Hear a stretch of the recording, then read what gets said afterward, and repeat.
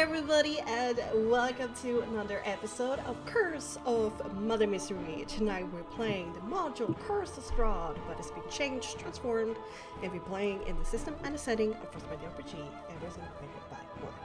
There's a content warning for tonight of bad language, heavy topics, gothic horror, and perhaps some gore. We shall see. But with me, I have a wonderful cast of players. I got Lady Lyra Feathermore, our Health Elven Magus, played by Jules. Hello, welcome. I don't even know what happened last time. Like, seriously, I don't. Just blacked out. Amalia, the Subbringer, our Changing Warlock, played by Cookie. Hello, welcome.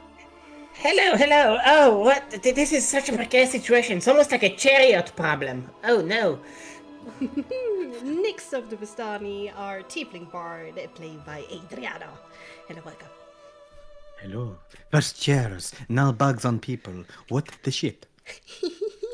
Last and not least, Sir Jivkos, our Undead Paladin. Jivkos! This will either go well or terribly. Only one way to find out. Perfect. Okay, Jules, what do you think happened last time? Well, it seems somebody has given me a lovely little recap. Once again, furniture is out to get you. Hamardia wonders why there is not an animated object favorite enemy, and why all of you don't have it yet. Illyria acts mysteriously Nyx-like as she opens up a combat by deftly carving an E into a cabinet. The GM foolishly fades out of her own created reality thrice, preparing herself to said cabinet. Despite of the self-induced congestion and worsened by a slow spell, the furniture does manage to deal some damage here and there by flinging shelves and breaking shins. Ouch! You discover a mimic mob within a massive cabinet inside of the adjacent room, capable of barfing up new animated objects and stinking clouds. Jivkos have as much fun as a bull in a china shop, but discovers that the Crimson Echo Potion was a poor choice. The fuck does that do? Hamardia ends up having an epic duel with a mounted stag head. Illyria eventually ends up feeling pity for the pathetic back and forth and ends it. There was a brief but cute underdog arc of the little cabinet that could. Could have tamed it. Are you sure that this is one of like Bexxy's fever dreams? This is her like medicine-fueled fever dream, yeah. You have some fun with AoE spells, especially so with Moonbeam. Consequently, you manage to trap the mimic within the room. You experience the unique side of a wide mimic, Mama, trademark. Iris becomes a dwarf on a forge.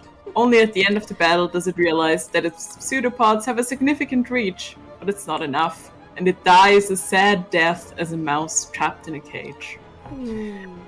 After the aggressive redecorating, you gather and hand out souls. You also find a fair soul gem with 2 extra souls within. Nyx hears a strained voice calling out for help coming from the south. Hamardia points out that the source is probably Ophalia's room, and you consider if this is a trap or not. After some brief healing, you decide to check it out nonetheless, and you find a truly filthy room filled with cages trapping various critters and insects. There's also body parts strewn about, and within all of this filth sits an orphan named Darva with several venomous creatures crawling around her. She explains that Ophalia has given them ultimatum. Either they drink the 3 potions sitting before Darva, or she will be attacked, and Jivkos is not allowed to drink one of the potions. Nor are you allowed to touch Darva. As you start pondering about how to solve this, the session ends. Yes, indeed. Thank you so much. Well read. Yeah, it was. Very articulate, I must say. I feel very confused. Good. So that part about Yeah. Illyria putting an end to the back and forth, the epic battle, like Amatia did like 3 or 4 turns or something trying to kill this one thing, and then Illyria just walks up to it and crits it and just eviscerates it into oblivion. Yeah, and the stag head was unable to hit Amardia, and nobody, and the stag head wasn't touched in like 4 rounds of combat. It just persisted there, and there was like this epic back and forth between the two. And you just walked past. Oh shit! Fuck. Okay. Thank you for that. Well, in other words, you fought the battle against the furniture. You won. You got souls. You traveled south. You discovered this. And there we are. And with that, we return to Squall Manor in the metaphoric 11th hour. Many memories of today weigh heavily on your strange shoulders, and many a new place, enemy, and obstacle have you faced. Without a restful sleep due to haunting nightmares, you held vigil until the morning mist arose, heralding the arrival of strange creatures within, and you defeated them and took their souls. On your way to Squall Manor in the heavy downpour, you were interrupted once again by creatures made out of wind and tempest, and you defeated them and took their souls. You pushed through the witch's forest and its various tricks it tried to play in her mind, and you defeated it and pushed on. At your arrival at Squall Manor, you rescued an ally not thought possible from a willow's prison. You gingerly moved through a jungle of strange plants, but only a minor comical incident. Learned the nature of Morgantha's wild curse on the children and the games she intended to play with you. You tanked a shot from a magic crossbow, dealt with the traumatic discovery of Morgantha Pie's version 2.0, and survived a pit trap and took its treasure. You successfully crafted 3 potions from the Squall Manor's alchemy room and from its various artifacts, even managing to outsmart the magical defenses the witches had spun, taking one of such artifacts with you. Hamardia got to see her childhood room again and process how it was both the same and vastly changed. You rescued a child twice from the icy fingers of death, took what you hoped is the last remaining children boneflower sack, found a way to achieve victory after your game of chess was a defeat, and successfully dealt with a thieving cat familiar. The ghost toad's riddles were simple enough to solve, and through its advice you found a powerful, albeit random, magical wand, as well as an ancient text from the Forest Folk together with an incredibly strong potion. On the 2nd floor, you found some brief respite with an origami folding orphan, and discovered another who was free from the charm the squalls has put them under, resulting in another magical potion gifted to you, this one still identified. You successfully avoided the traps set in Bella's room, defeated Morgantha's furniture trap, and took all of their souls. And now, lastly, here you stand before yet another challenge, this one of a child held hostage by a venomous creature, or creatures. Ophalia's attempt to force you to drink whatever is within the 3 vials of liquid before Darva. But you feel confident that you can solve the challenge, as well as you have done with the myriad of obstacles that you have faced today alone. In fact, you feel even hurried to do so. Together with the itch of exhaustion that dwells in the back of your head, there's a smell of blood in the air that only has gotten stronger as the afternoon has progressed into the evening. The final confrontation creeps ever closer, but every obstacle you conquer, discovery you make, and prize that you wrestle from this boreas, forsaken shithole of a place. And you want it. To either be done with this place for good, or satisfy a simmering fury and angst within. Yes, soon blood will flow, and souls will be taken once more by the victors today. The question that remains is, whose blood and whose souls? Team Trauma, what would you like to do?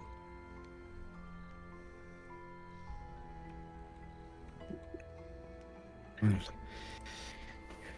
seems after just a heartbeat of time, my initial thought of perhaps attempting to charm one of these venomous creatures might not be worthwhile. There's more than one.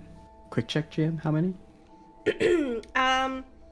It's a little bit hard to count, but at least 10 or so, like small brown scorpions by the feet.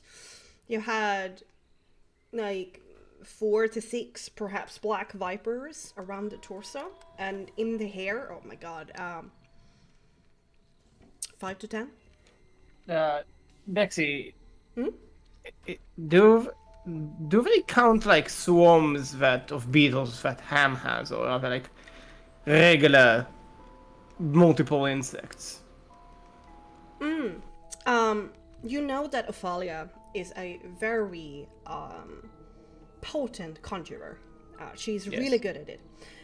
But she also has an ability to make friendship with insects and creepy crawlies and rats and Yeah, but are they like in the hundreds on her, or like in the high? It's more than a conjuration spell would conjure. And there So- are some empty cages around you. But on her, how many? Like rough estimate. A rough estimate between 20 to 30. Right. Listen, I might be able to put them to sleep, magically speaking. I mean, it's worth a shot. I mean, before we go ahead and drink poison, Yes. if we can harmlessly deal with the venomous creatures. But doesn't the sleep spell have limitations? There's quite a lot of them. Yes, but I can probably use a higher version of it using a stronger soul.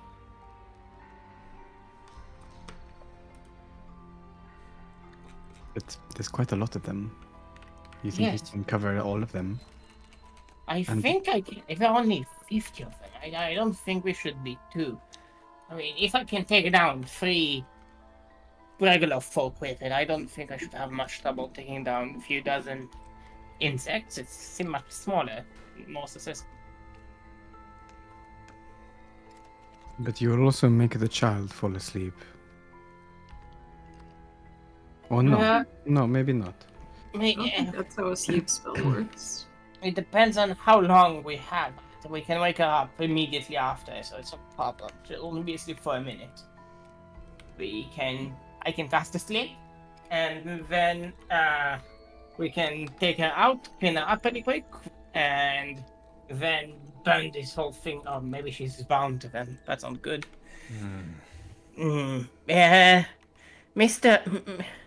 Mr. Reyes, do you know if these creatures are magically bound, so speaking? There was a way of checking it. There is a mark, isn't there? Girl, Yeah. did they, Dava, my dear child, did they use any sort of magic to bind you to this place? Yes, I think there's a strange tattoo on my neck. Shit. And Ophalia said something that I cannot leave, or else it would be bad to me, and then she just laughed.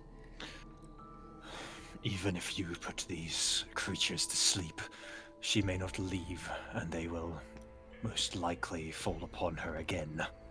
Yes. Seems like poisons are only option.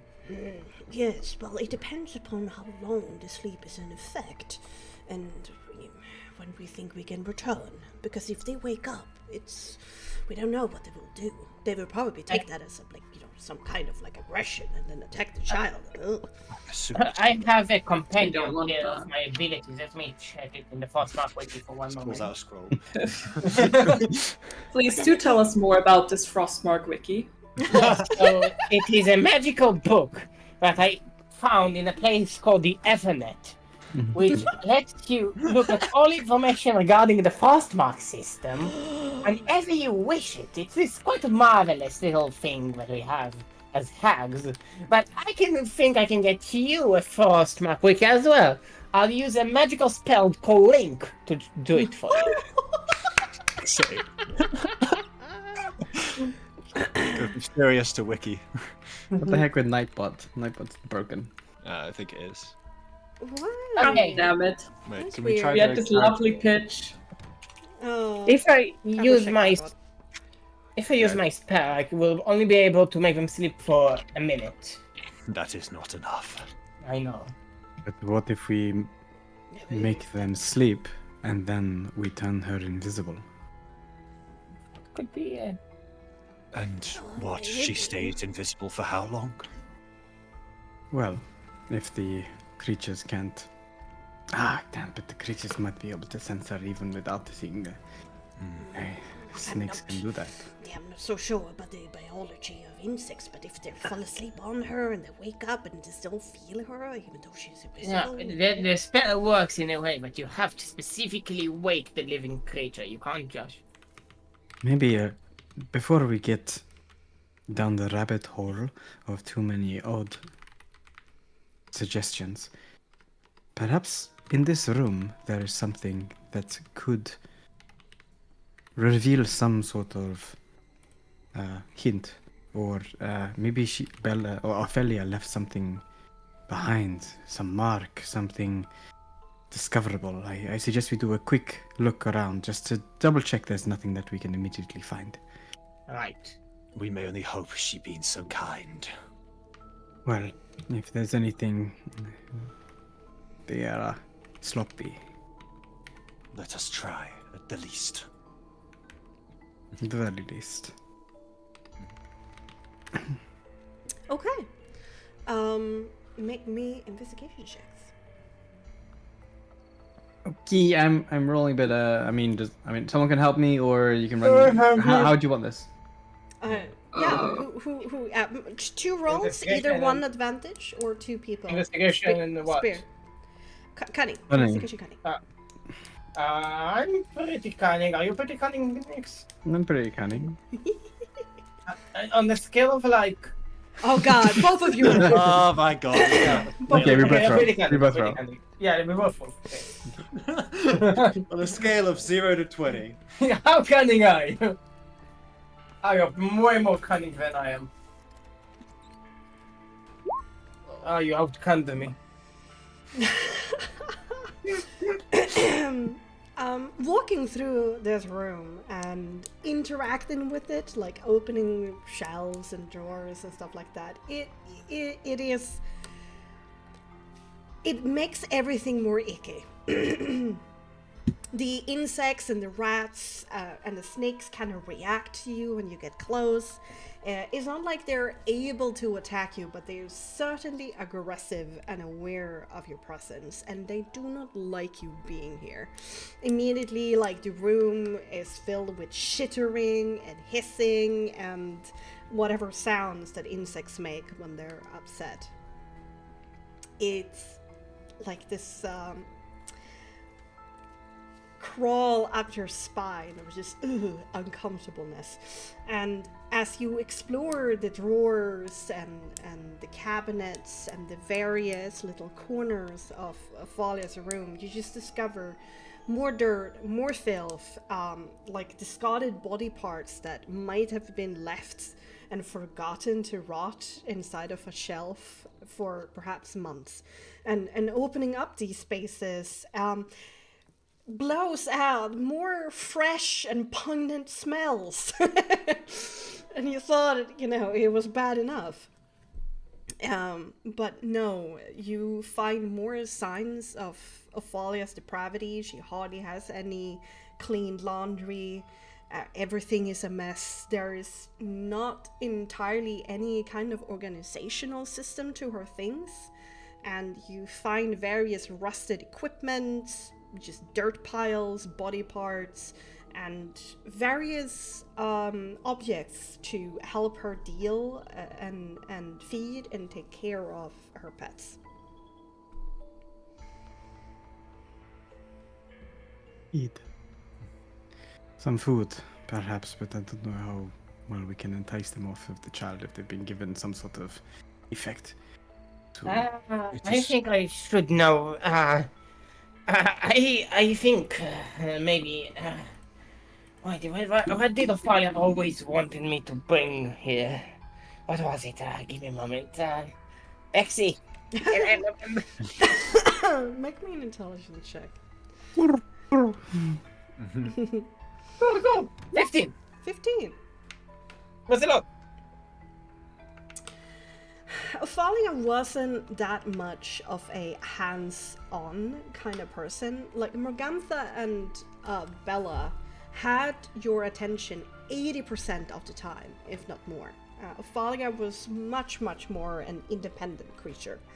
Bella always wanted to be fussed over and have her, brought tea and help her clean. I found one dust mote, Hamadia, you're not doing your job.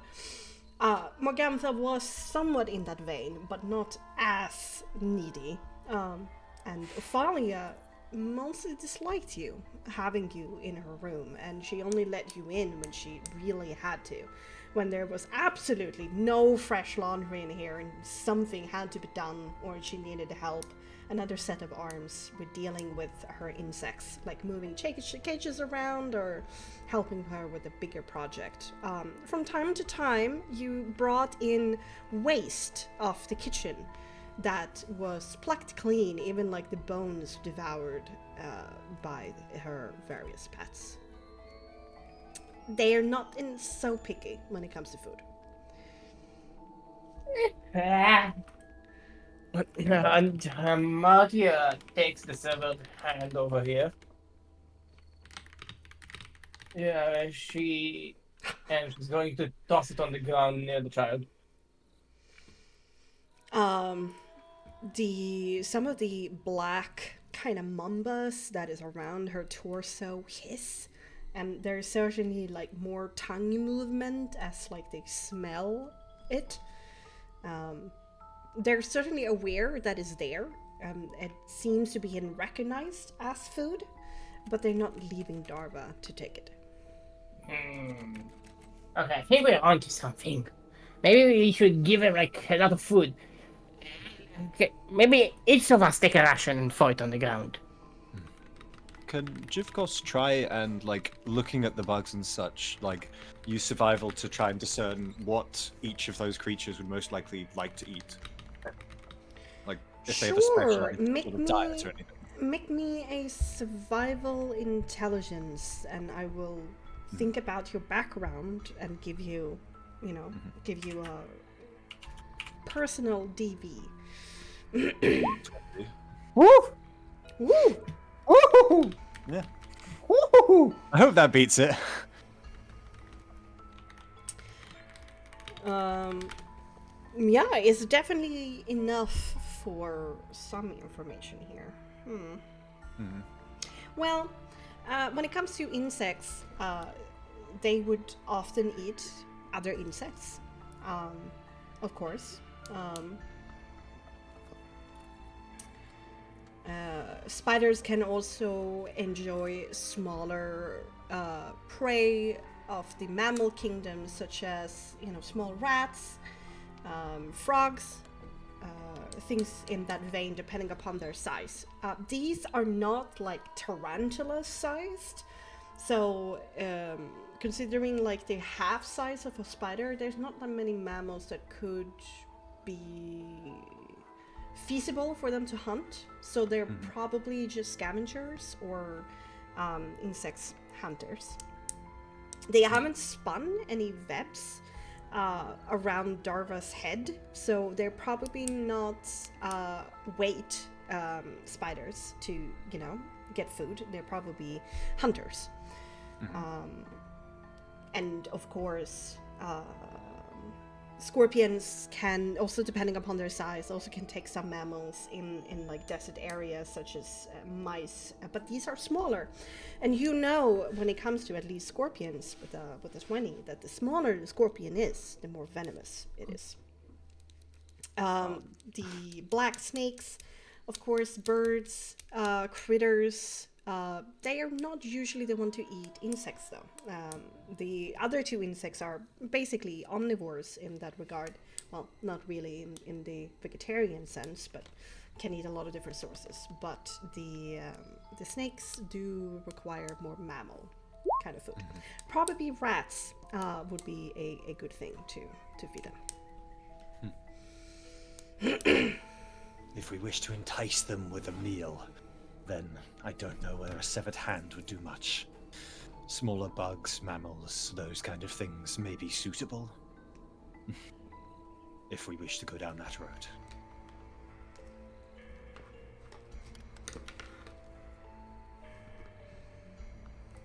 Does it look like Daria is unable to move? Yes. She is still shaking. Her muscles are trembling, and she hasn't moved more so than perhaps a finger, or moving her head very, very slowly. Which makes you believe that either she is incredibly scared and thinking that, her actions will cause something to trigger, or she was told not to move a finger. Nix will call out just as a way of clarifying a potential thought. Girl, do you know how to read? What? Why you... a little bit? A little bit. It wasn't really my strong suit. Claudia, usually hit me as a punishment when I couldn't pay. But what does that have to do with anything? Please get the things off of me. We're working on it, and your answers matter. Regardless of you not understanding the reasons why I ask these questions, they matter to me, so please answer best you can. Okay, fine. A little bit. Yes, Does a that little mean- bit. Slowly. I think I do have an option here. Slightly expensive, but I think it certainly resolves the situation. What is the solution you propose? I bet it's not as expensive as taking poison that our sister concocted for us. Right. Now, bear with me because this is a little bit out of my wheelhouse perhaps, but I'm thinking I mean, I could also potentially form a tiny, teeny thunder wave. well, that may be needed, but there's no guarantee that your thunder wave could. Well, you could blast them all, but if even one resists against that, that is game over, is it not? I don't Yes, think so. but- It will squash the bugs, but the problem is that they are probably bound to her magically as well. So if we do this, we will damage the girl. Well, I mean, I will have to do it with the girl, Darva, was it? I'm sorry. In the blast zone, and it will certainly hurt her. But perhaps I could take care of all the insects in one boom. My solution, so to speak, is I picked up this scroll quite a long time ago, and I've been wondering what to do with it.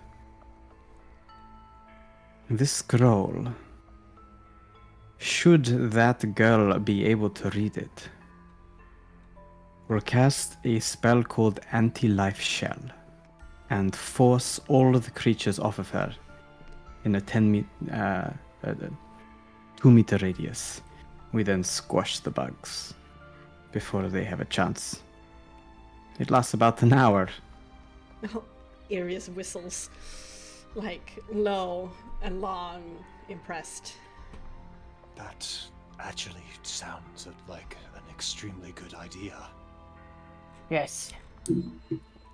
I think we should go with this. Yes, and I shall prepare 2 thunder waves to clear out all the bugs. The spells will traverse through the shell. This is just purely a physical bubble. Nothing can go inside the bubble for an hour, but spells and arrows potentially could. Yes, but if she is immune, she can go to us and then... Yes, well, she will push us around because of this bubble, but she can run to the corner whilst we squish. Dava, my dear, do you understand what we're talking about? No, not really. What? We are going to use magic Tinky Winky in order to make you immune to bug bites. So all of the bad things will get away from you. When we cast this spell, you will go into this corner near the hearth as quickly as you can, and we will squash the evil bugs away and rid you of this terrible curse. All right.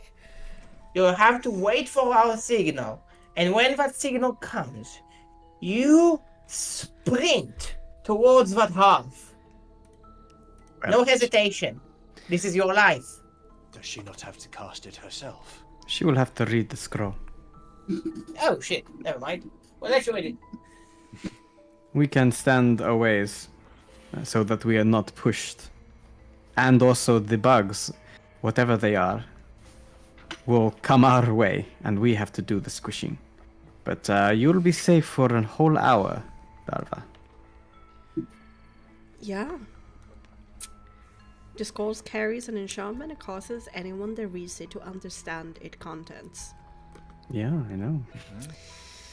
I just had to double check. I was like, whoa! That's why I was silent. I was double checking myself too. I was like, oh my god. Everyone could cast That spells. is so Thank good, God. though. Yeah. So, like, Yeah. Nyx was like, well, if this is what we're going for, this is the solution, then time is ticking.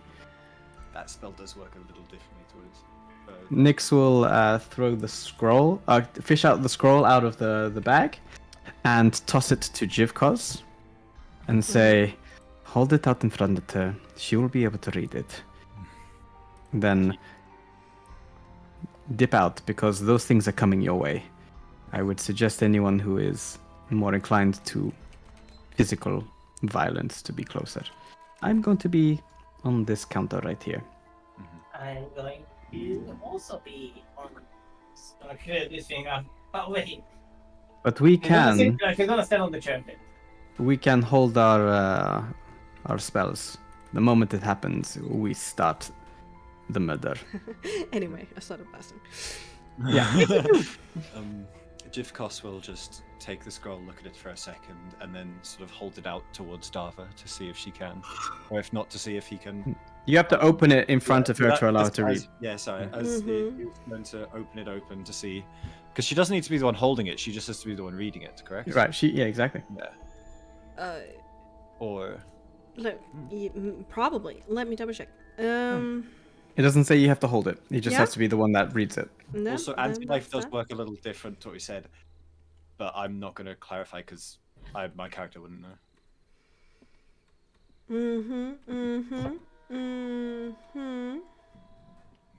Yeah, no, I remember something about D&D having, a requirement that it has to be like on your spell list, but I think I did away with that because in Frostmark got too confusing. I just made it universal. Yes, indeed.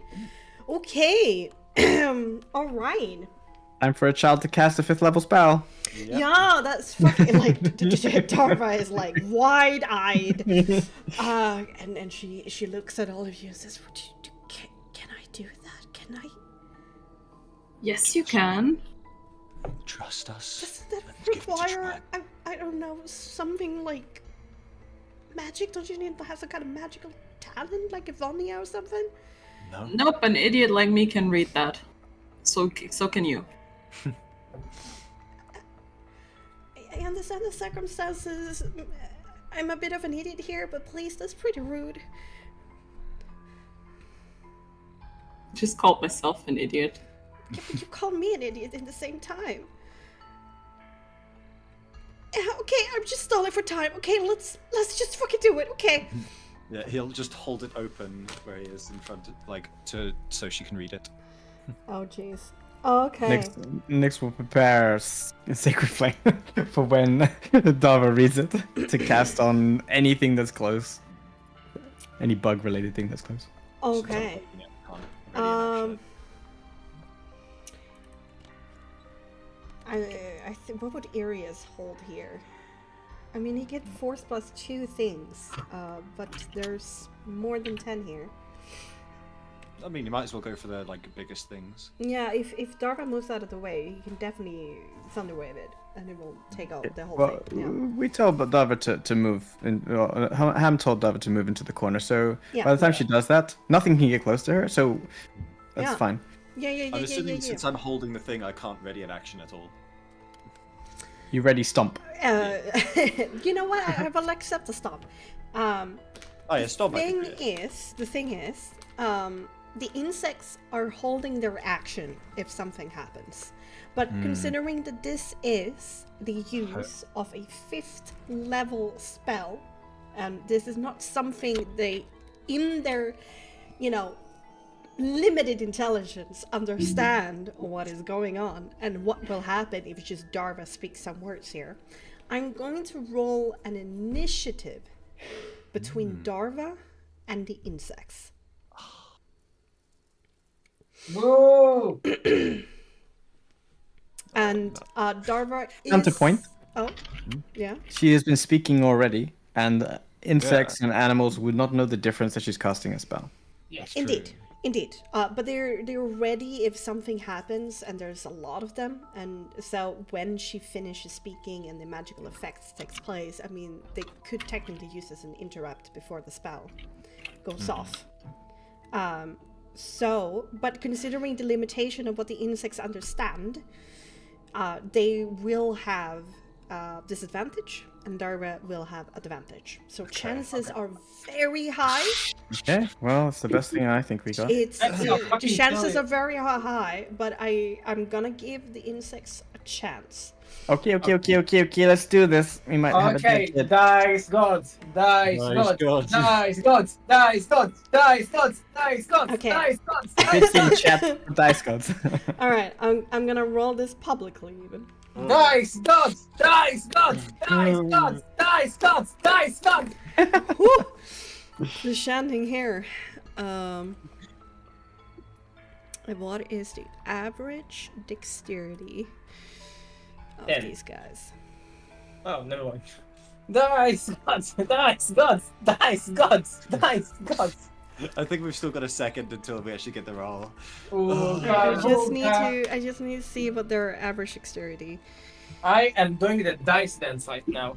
Call upon the dice I hear god. that.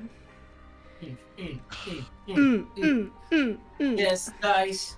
Okay, Please be I'm on gonna our take side. the lower. Don't kill the I'm gonna crowd. round down for them. So they're only gonna have a +1. So this is the roll for the insects.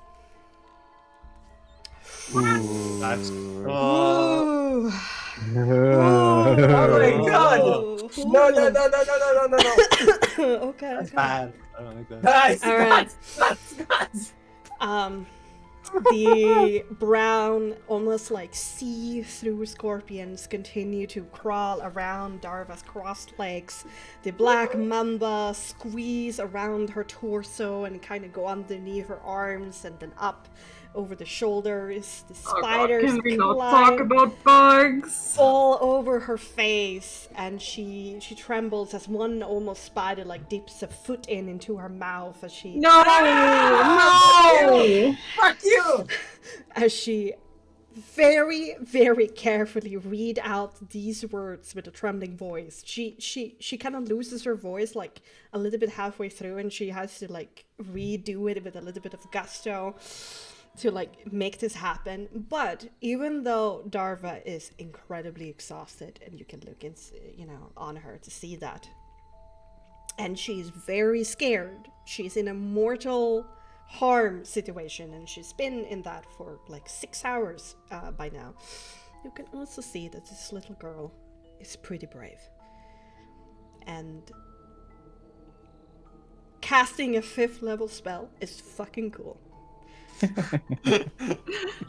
So there is a little bit of excitement also here from Darva, and she's game. And Okay. she speaks very slowly. It's a very slow casting. Stop saying it slow! Feeling tension. Jesus. It's a very slow casting of the spell. But eventually, there is a jello golden light that erupts from the scroll. It goes up into ash, not by a flame, but it just disintegrates on its own. 3 souls of various shades escape from the paper and then fizzle out of reality. And from Darva's center of mass, that golden bubble starts to grow, going outwards. And here we go. She has a +2, on. and she rolls with advantage. Ah, No! Give Darva inspiration. Give Darva inspiration. I'll give her my inspiration. You know what? I'll take that. I'll take that. I'll take her inspiration. You can do it. She gets, but I'm not gonna take any more inspirations but 1.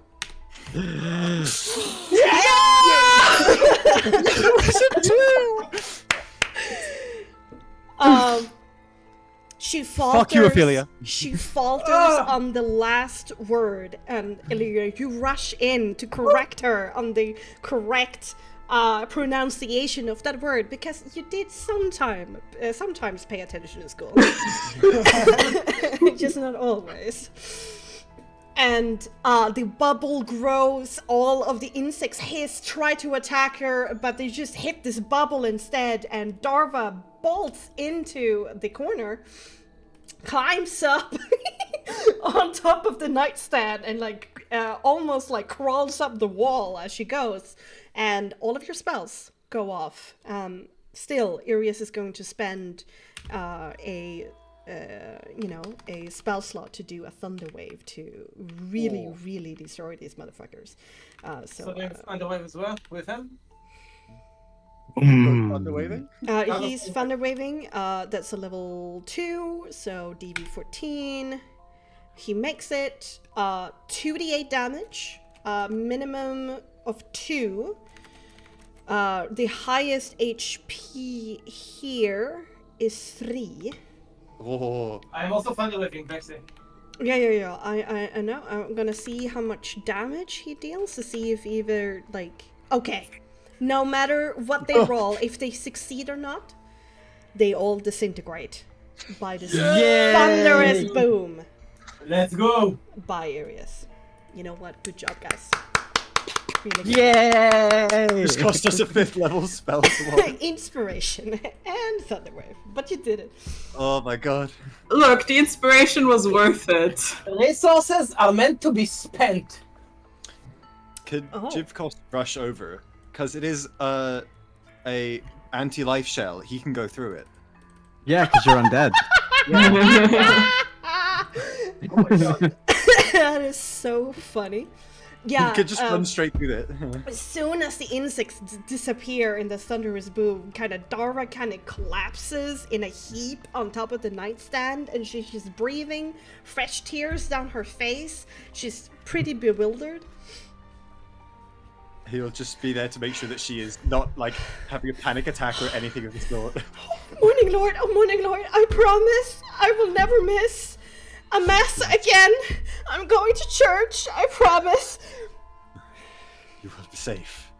You are fine. They are dead. Fuck.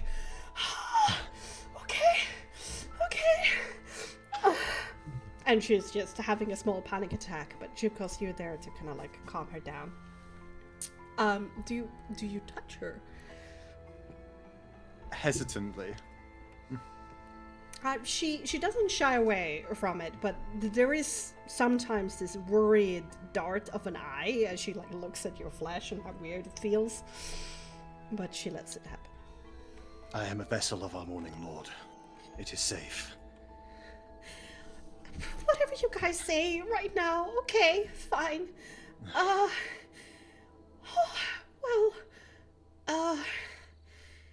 Thank you. That... I'm not entirely sure what happened. I know you tried to explain it to me, but I am an idiot, truly. Yeah, I'm You're not sure not. what happened, but thank you. We You are didn't do brave. anything. You did all the reading. Which was terrible. I promised to listen better, also to my school lessons. Maybe reading is important after all. Honestly, I absolutely lucked out on knowing how to say that word. It was very hard. There was a lot of consonants. I don't know why they have to put so many consonants into magic. They don't make it easy. But, and like, spelling rules, they don't make sense. Why don't they make sense? Okay, anyway, Do you want to get down with the dresser? yes, please. Actually, I don't think my legs work anymore. Do you want me to help you? Yeah, can you just kind of just lift me to the bed? It's not nice, but I can't stand. He'll do it just easily, lifting her carefully onto the bed. Yeah, she kind of like plops down and kind of like stretches out her legs straight out, and she just watches the muscle spasm of her thighs. And it's like, ah! And she like stretches out her legs. That looks painful. It is. It's getting better, but it's nothing. It's truly nothing. What now? I'm still stuck, I think. Well, the death of the hags. That is what. How did you get out, by the way? That looked... I've never seen a tree person before. Did you just hack your way out? What? Who are you, even? Like, I what? wish I was helped by these people. And he'll just gesture his hand towards all of them. Specifically Hamartia, because Cave. Amartya just waves a hand and say, "Hello." Hi there. Well, I don't know you, but I do recognize the saint and the study. Oh, you're celebrities. Good for you. Seen favorably in the eyes of the others.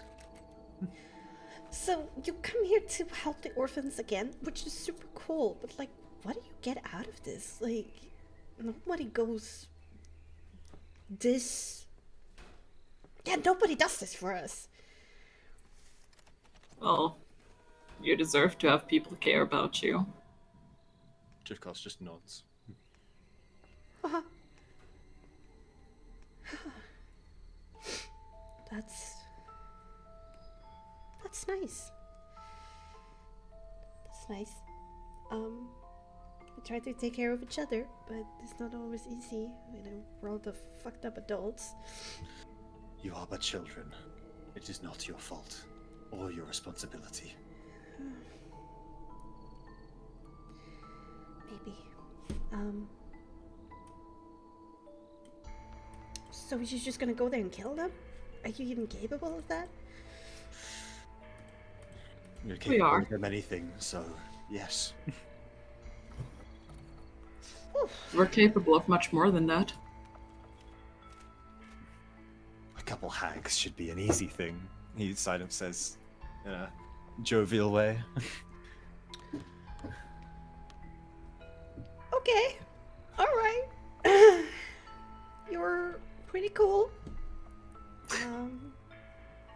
I must admit. This place could really use more people like you. It used to have a lot more. But that is what we shall change.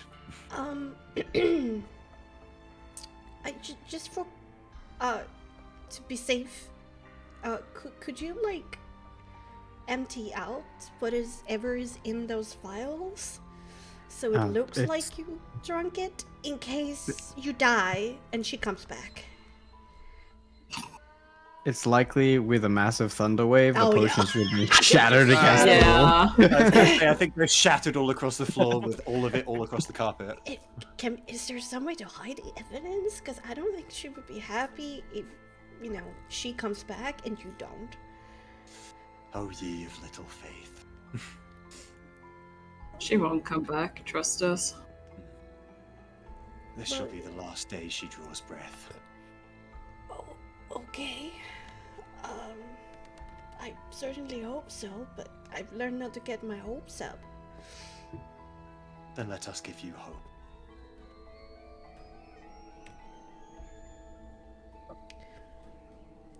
She looks a little bit bewildered at the concept. Something you'll learn, I'm sure. Is there anything that you could perhaps now assist us with, now that you're free? Something you heard, perhaps, something that would aid us in our endeavors to, well, rid these hags of the world. Well, let me think.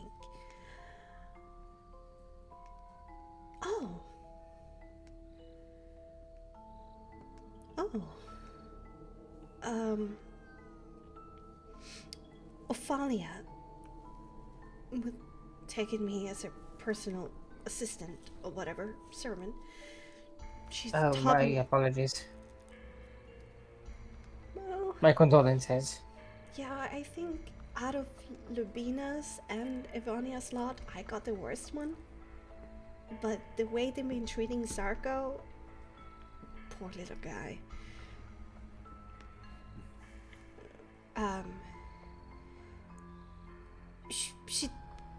She has shown me how to take care of them and give them food safely, and also extract venom used in their whatever brewing downstairs. I can give you some snake poison. I'm sure Amatir here or Illyria could benefit from snake oil on their blades. Well, that depends on if I'm using an actual blade. True. It's true. So perhaps I should benefit a bit more from this. Unless we want me to keep it, tied closed just in case. She explains a little bit more, and to give you the mechanics of this, if you want to have it or not. She will be able to produce 3 vials of poisonous snake venom. Yeah, it's a venom, not a poison. Where the target needs to make a DV10 vitality saving throw, taking 2d4 poison damage on a fail and half of that on a successful. And those coatings last for 3 attacks of 1 weapon or 3 pieces of ammunition. Is it of any weapon? I'm assuming just bladed, because bludgeoning does not make sense. Yeah, it has to be piercing or slashing. Yeah. Or else you can, I guess, grapple somebody and like pour it into their wounds, I guess. Drink! Take it, bitch! It's Chug, just chug, venom, chug, not chug. poison. So you can drink it safely, theoretically. You just have to get it into their bloodstream. Yeah. Unless you put it in their eye. Let's not test the theory. I was about to say, can't you just pour it in her eye? It still may be better to have it on your blades. Pocket venom. My Pocket hammer is venom. fine on itself. Considering the fact that only I have a metal blade in this place, I think Lyria does too, although she tends to prefer the blade of light at this point. Use I the mean it is a artifact. cooler blade, all in all. It Either is way, it's one up of to you. Much more power. No, thank you for this, but is there anything you can possibly remember where they might be congregating. They moved when we arrived on the premises, and maybe you heard some movements or something that can give us some sort of direction where we might expect them. I heard her voice just like a couple of minutes ago, just north of here. And Not there was a the real big her. ruckus, and I heard your voices too. Like, what happened? Redecorating. Sounded like a stampede or something. But before that, Considering the doors opening and closing after Rafalia left, I'm not entirely was kind of distracted by all those insects that were crawling all over me, but she definitely headed north through the house. alright, well, it's better than nothing.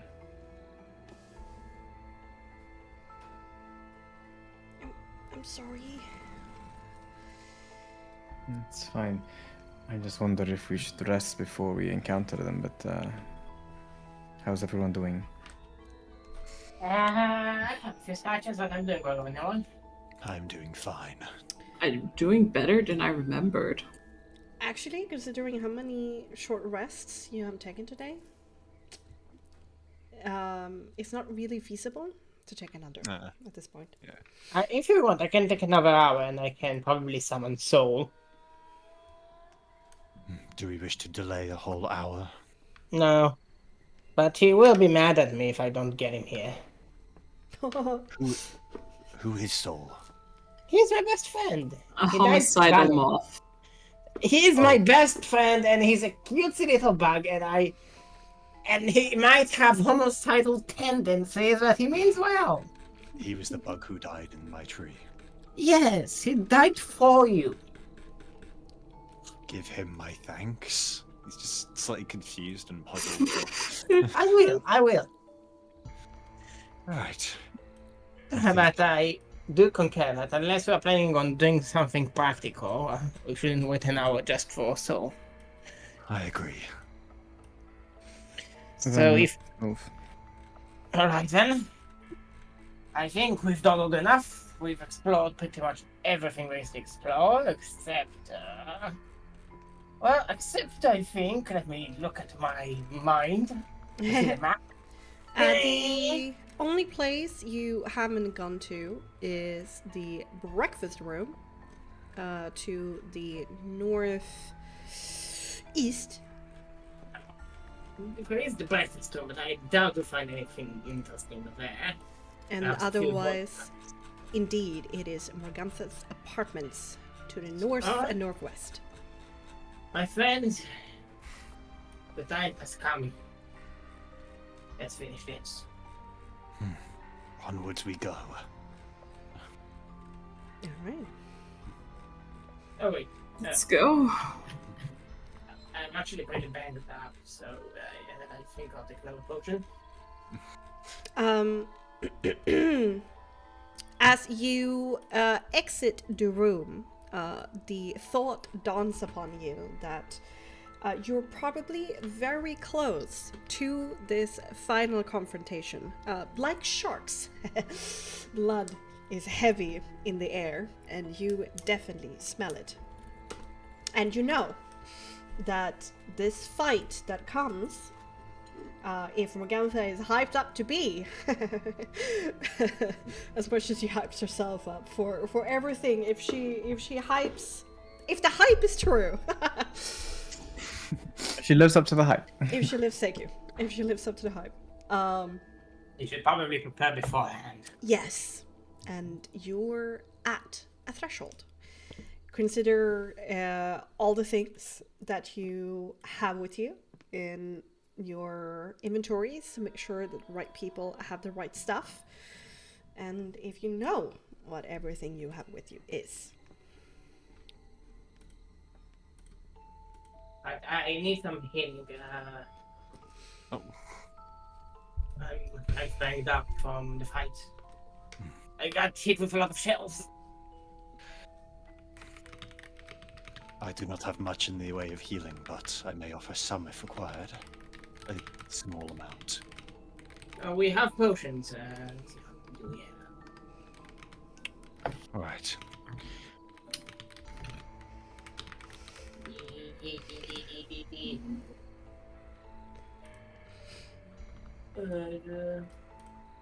You're just checking how many we have. Yeah. We have 2 potions of great aiming apparently. Yep. And just 3 regular potions of healing. Illyria has 2 potions. Yes, a potion of healing and a greater healing potion. Yes. Hamartia has 1 healing potion. Yeah, I wanna drink it. Okay. Superior healing. Yeah. 8d4 plus 8.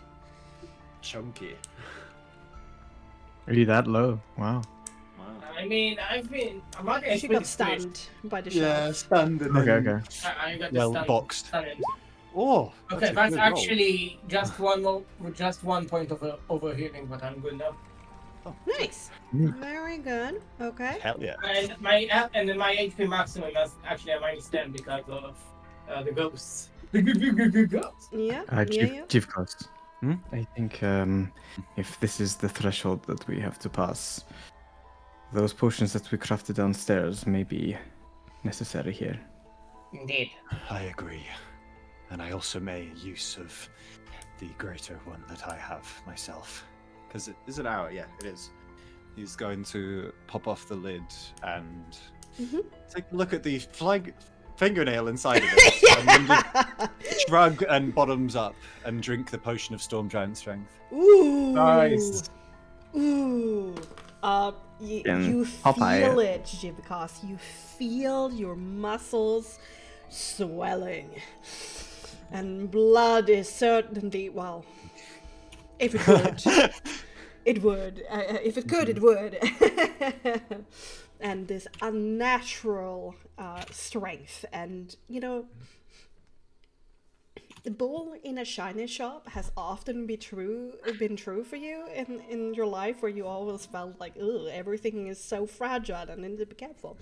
That intensifies that feeling that you need to be very careful in how you move and how fast you do, because you are chunky. He's a chunky boy. Yeah, You're beefy. he's beefy. Shut the fuck up.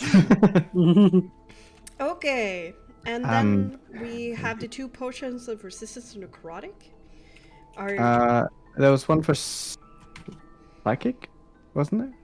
This one's psionic fortitude. Which is Oh psychic. god, I should have written that up. I'm sorry about that. I'm pretty sure that's just a psychic, isn't it? Psychic resistance. Yeah.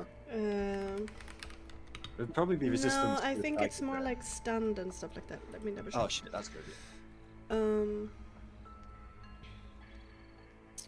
Yeah. 1 hour saving throws, advantage to avoid charmed or stunned. That should probably go. Maybe. Illyria, do you want it? Maybe. Lydia usually resists charms. Right. So. Not now, Nix! Confused. Yeah. What did it do again? Gives you for 1 hour advantage on saving throws to avoid or end charmed or stunned condition. That's not bad. I mean, I'm just thinking, if someone is charmed, who's like the worst option for us to be charmed? And I think that Illyria could probably slice me up in less than a second. She has Okay. control of the Sun Sword, and that is especially potent against me. Fair, Lydia. Okay. And Then I give have that I to would- Illyria. I wouldn't mind some resistance to necrotic, but I don't know. I just Hamartia. realized Illyria still has migraines, right? Mm-hmm. Yes, right. Yes, because you ended the other headache. The minor one in front of Illyria. Right. She still Wait, has what? migraines. What other headache? Nothing. What do you mean? Nothing. I don't know, remember who, but somebody suffered. That was me. Oh. There was also the hat. Yeah. Somebody suffered the minor headaches. That was Hamatia after blowing herself up. Oh yeah. Yeah, from the alchemy table. Yeah. Yeah. Oh, yeah. Okay. And she Illyria was definitely present last session. Oh no, this was a couple of sessions ago. Yeah, this was two or three. No, I Was don't that think she also was one here that as I well. missed? Yeah, I don't think you were here during the alchemy session. Yeah, or else we would have treated you, probably. and Hamartia just ended her minor headaches. She just healed it in front of Illyria, and Illyria went like, yes, great. It's so nice of you guys. Because migraine requires potency 7, Yep, that's souls we do not have. whilst minor headaches is potency 4. And to remind you, you have disadvantage on mental ability checks and saving throws. So this will intelligence, balance out, cunning basically. saves, and resolve saves. It sounds like Yep. she needs it. You have disadvantage on, which Yep. also includes the concentration check, Oh yeah. saving throw. Take the fucking potion! And if you fail a saving throw against bludgeoning, force, or psychic, you are also stunned until the end of your next turn. I really feel like I shouldn't use haste. Okay, but it's yeah. If there's an effect that forces you to be stunned, this won't proc because it is when you fail a saving throw. Just an interesting point of the rules. So 1 poison resistance to Nyx. Necrotic resistance to Nyx. Yeah. All right. Who's taking the other one? Is it gonna keep it in Martia? I will. Okay. Then we keep it in Amartya's items. How long does the psionic fortitude last? An hour. An hour. An hour. An hour. And the resistant boys, I don't think they last as long. Can hold it just before we head inside. Listen, my brain isn't They're working usually either. an hour Like, as well. I'm method acting here. That's okay. Seriously, I do not recommend running off 2 hours of sleep in a Red Bull. I don't either. What is this? That's not. Yeah, it was also 1 hour. So if you want to pop that now, you can certainly do so and add it to your character sheets. Write this down somewhere. The effects. I drink it now, so I've Yeah. changed. Yeah. I'm chugging it. I So will I put have- that icon. Boop. I have advantage. What was it? Yeah, advantage to stunned and charmed conditions. Hamatia will also preemptively cast Conjure Animals. Okay. And she'll get. What will she get?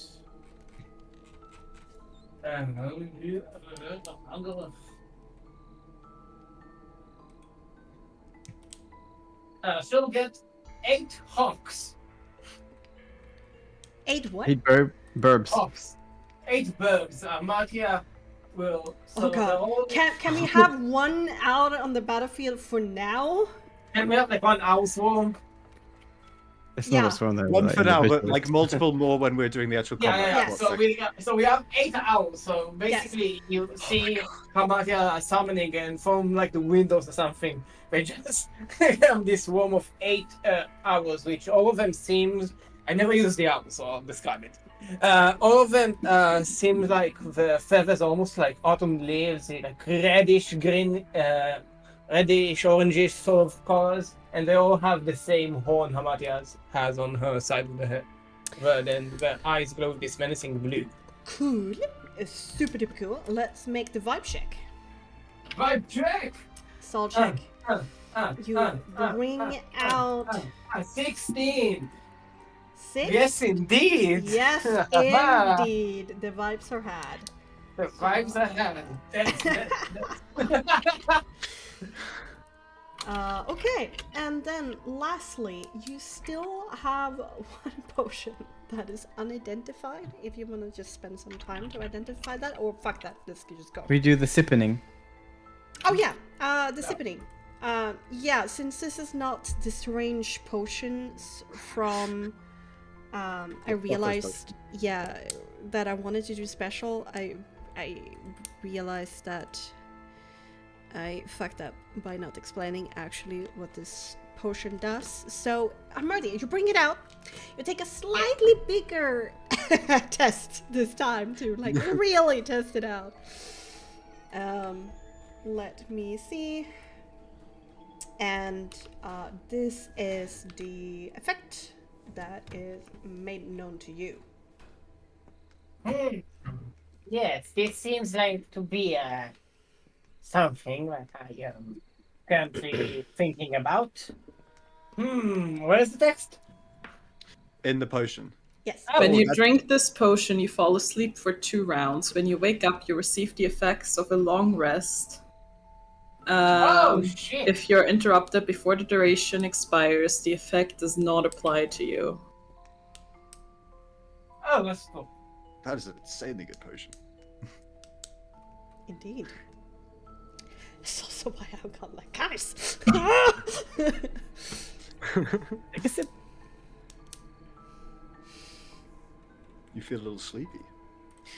Irius certainly does not need it. He does not seem interested at all. He's good. Oh, I'm fine. I have almost all of my capabilities still in check. Seems like waste. Yeah, could be an important potion at some other time, for sure. Okay. Do you want to go through the hallway and end up in front of Mogamtha's room? Because I think we're not going for the breakfast room, are we? No, Nope. not. No. We're going to kill some I want to go fucking beat the hags. shit out of a hag. Yeah. Yeah, okay, let me teleport you there. And Ooh, as I teleport you, we're going to go for a final short break. Okay, it's time for Boss Hot Choco. I'm gonna light up. I'm gonna Nice. get some chocolate milk. Yay! I'm gonna go see what I have left in my kitchen because I have like no food. I'm Oh no. gonna get two. Let me be real, most of the food I have at home is like canned. Never mind. I remembered. I have nothing. Oh no! Nothing that I can like eat now. Fair. Yeah. I've got like some stuff in the freezer, but that's like 25 minutes. I don't I'm want gonna get. I'm gonna stretch and then I'm gonna get chocolate milk. I'm gonna need I've it. got water, I've got chocolate, and I've got I have got whiskey, so I might. I mean, if there's any moment.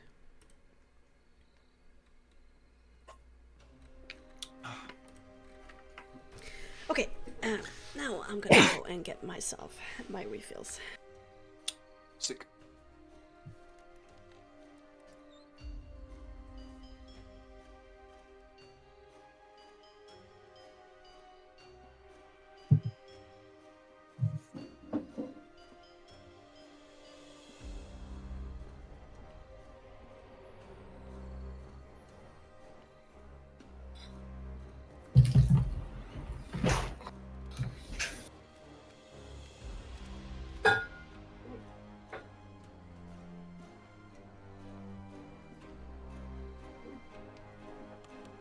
Alrighty, I'm back. I have chocolate milk. I have some like muffins or whatever. Hell yeah.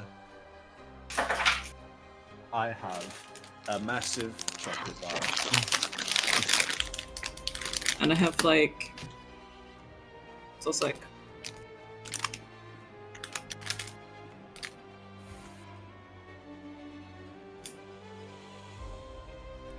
Alrighto. Okay. Only Nyx we're waiting for, eh? Yep. Seeing these scores is so weird. Or just seeing this score. What do you mean? Having a +9 in strength. Oh. Yeah. Holy shit. I have a +12 to hit. Whew. And also, if I want to grapple somebody, it's a +14. Whew. Fuck it. Jesus Christ. Oh, sorry, Boreas Christ. Sure.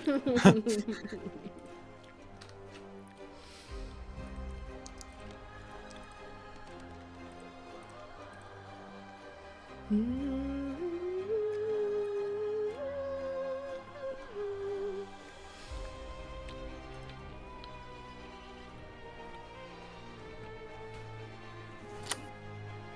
not sure my sheet is correct, but I'm gonna trust Adrian. Probably. You still had a lot of stuff. Yeah. It feels like too much. Especially my HP. I'm not gonna complain. But also, my dumbass did overwrite the old character sheet with the one I got from Adrian, so... Oh. Wow. Well, There's no going back now, guys! you took no damage in the furniture fight because they just couldn't hit you. Also, I'm pretty sure I didn't get hit either, and I still have full temp HP from Nyx's thing, because that lasts for an hour, doesn't it? Does anybody remember if I used Martial Sprint? Yeah, or now shit? we're No, you 10 didn't. minutes. Is it an hour? I can't remember. If it's 10 minutes, it's gone, obviously, but if it's an hour... Remember that today you fought the Vampire Mists, the Wind Elementals, and the Chess. I feel like the Vampire Mist did lower my HP, so... Oh yeah, your maximum HP. Yeah.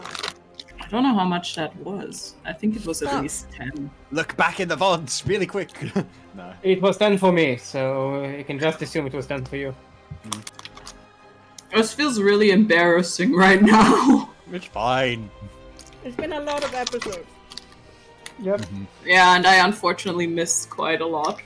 Bexxy, how was it being in a mega dungeon? How is it like building a mega dungeon? How many has there been here, actually? Yeah. Well, it was basically the same. I don't know. The Irius mansion was also kind of this size, but I had help with Irius mansion to help create that.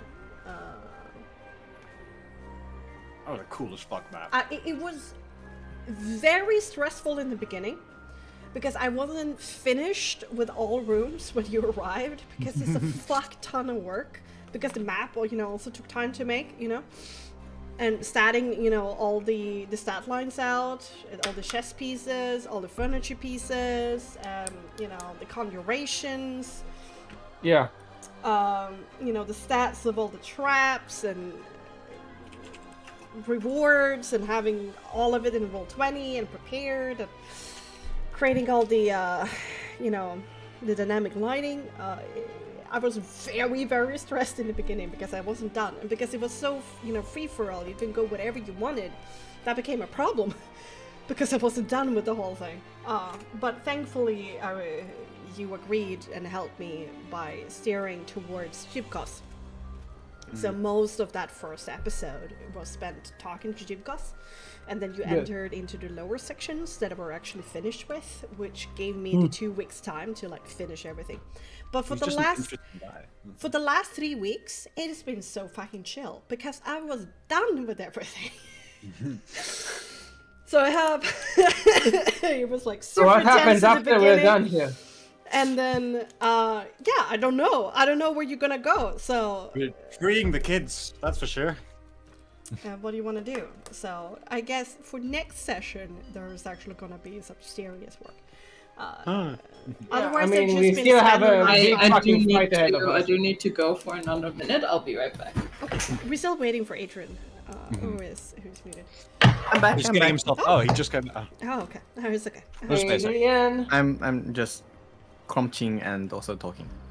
Swag. Yeah. So I've been just doing the session intros and like improving and polishing upon my work. It's been pretty chill for the last 3 weeks, actually. Even well, also with the others as well, except from their massive fight. Yeah. I thought that they wanted to. Originally, I thought that they wanted to wait and fight behind the walls of Kresk.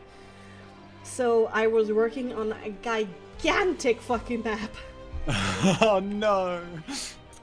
To include like the breadth of Kresk's walls, at least in one direction, and the first houses on the other side, the whole plains, and then at least like an okay width into the forest itself. What, for Winter's Winter? Yeah, for Winter's Winter, since in Curse of the Torment, they did not immediately head to the Jester Hill after the first attack of Windyard. And Really? so Jester Hill had the time to finalize in peace their ceremony, their ritual. Winter Splinter was born. Winter Splinter, together with an army of forest folk and Rin, destroyed the vineyard and then marched north to conquer Kresk. And that's where the party met Winter Splinter. And how did we go through an entire army?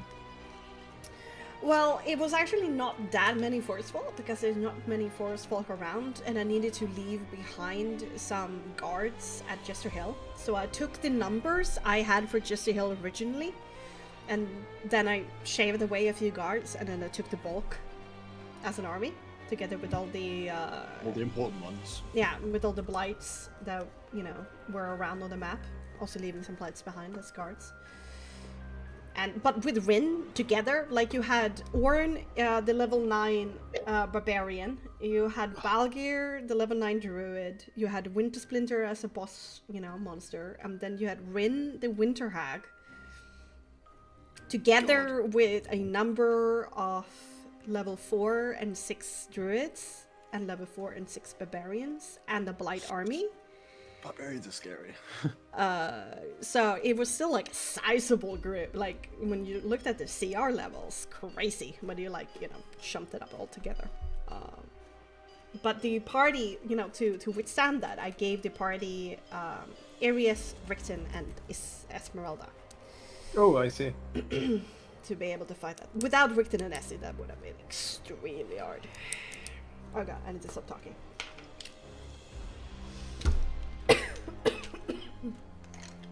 More gel. Okay, just waiting on Jules.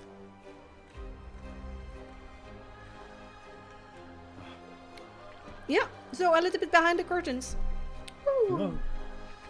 Behind the curtains of the fantasy that is Frostmark, Curse of Mother Misery, and Curse of Patron. Alrighty, I'm back. I'm sorry. Don't worry about it. Okay, Nix, are you finished with the shump and the shoe and the talk? You are welcome to proceed. Good.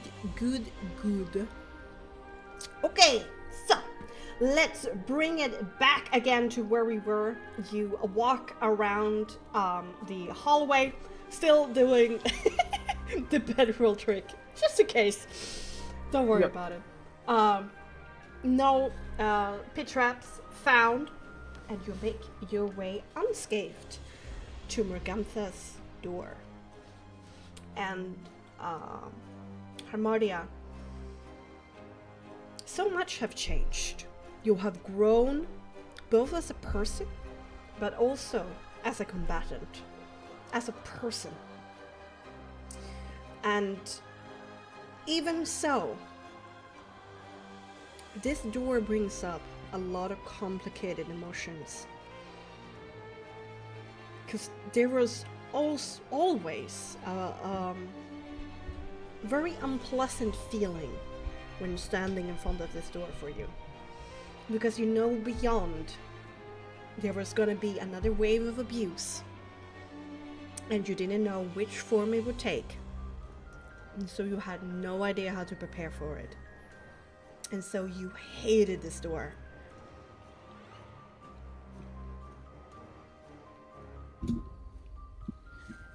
Jivkos, can you please do a favor for me? Of course. Wreck this door, if you will. You want me to break it down? I want you to destroy it. With pleasure. And he's gonna try and break the door down. Okay. That's I mean, why go for the door? You can just break through the entire wall. Look how small you are. Let's not test our luck. should I? I mean, you can. As in, It might hurt an orphan within, just saying. All right. Let's do a brawn check. Just Brawn pure or- brawn. yeah, brawn. With your plus 18. Mm-hmm. My plus 9. 24. Yes. Okay. Shoulder right into it, just. Yeah. And you don't need much of like a run up this time. You just, do, from the hips. You always have to do it from the hips. And you twist your whole body, elbow firmly into the door. And it slams open and kind of goes wide. Impacts against the wall on the other side and kind of bounces back, almost back into your face. But you bring out the hand and kind of stop it and then push it open slowly. It's certainly taken a lot of damage, but somehow it still survives on its hinges. Oh, sorry. Oh, there we go.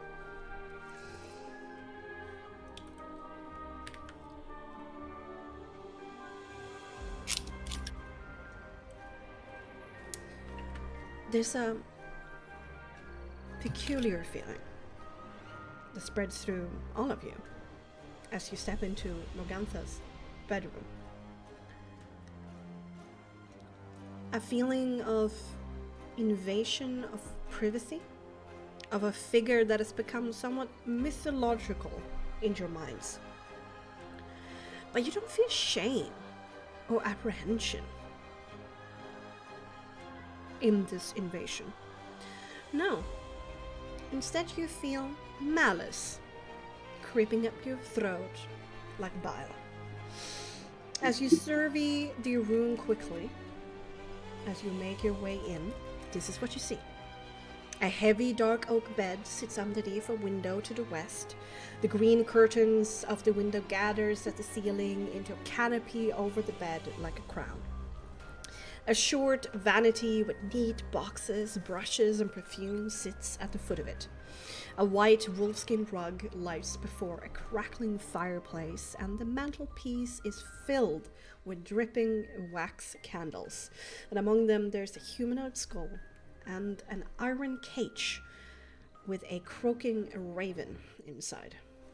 Along the western wall, there's only one piece of furniture. Resting upon a wooden pedestal and a dark green pillow on top of it is a stuffed unicorn toy with a ripped open stomach. And Nyx, you immediately recognize it for what it is. But how can it be here? There's two doors leading from the room, one to your immediate right and another lead to Morgantha's spacious balcony to the north. More importantly, sitting in a ring of candles before you is a teenager with warm chocolate skin and curly dark brown hair. She's only wearing her undergarments, and her skin is covered in Coptic runes and arcane patterns. She swallows heftily as you begin to step into the room, as fresh sweat trickles from her forehead, making it slick, and some of her dark hair, dark curls plasters to it. She doesn't say anything to you. She stares intently, at least for now.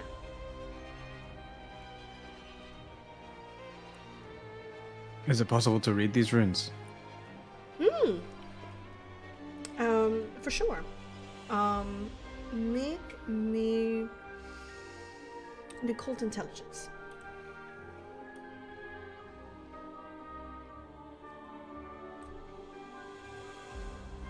Irius kind of scurries past to not be in the way. Illyria gonna remain in the doorway.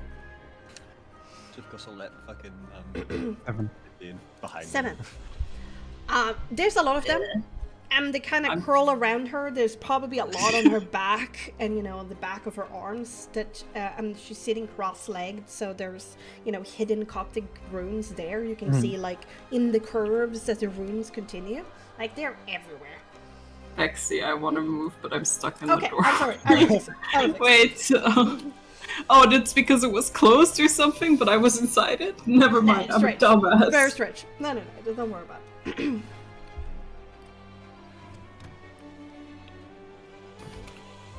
Can you speak, girl? She takes a big breath in. Kind of stills a bit of anxiety.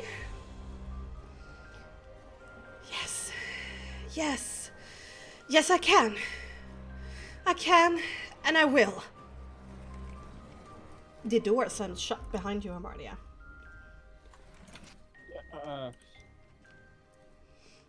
And a shiver goes up this teenager's spine.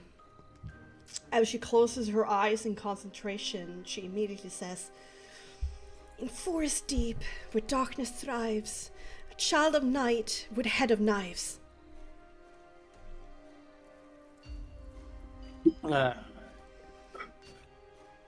As she begins saying these words, there's a bit of a wind that picks up in the room, swirling around and within this loose circle of candles, spiraling around and around, and this teenager seems to be the center of that budding storm. I'm going to use Hamatia will use a gust of wind to make her move away. To just push her away and try to interrupt her. Oh, that's interesting. Okay. She is going to say, "You're not the only one who can wield the wind." Check. Mm-hmm. Vibes, please. 26 bucks indeed. And now she needs to make a saving throw. A strength saving throw. Well, the wind that is spiraling around her picks up and acts like a barrier. But there's no saying here who actually have the advantage in this. Well, I beg to differ, and I will go to the Frostmark wiki to tell you why. Give me a moment. Jesus fucking Christ. Okay. Oh god, the Okay. Rose lawyering. Okay. Actually. Actually, wait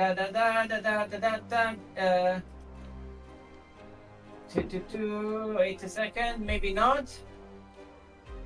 The gas disperses gas or vapor. It extinguishes candle, torches, and similar unprotected items in the air. It causes protected flames, such as those of the lantern, to dance widely and have a 50% chance to extinguish them. So, Yeah. Some of the wind candles has do an go innate up. effect against. Some of the candles do go out, but not all of them, because some of them are kind of like within this spiral. We're actually going. This is interesting. This will basically be. Wow.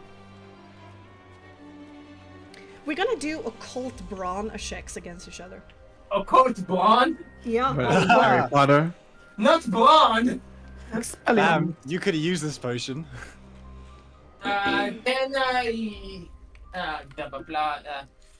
Can Hamatia maybe try and use Resolve?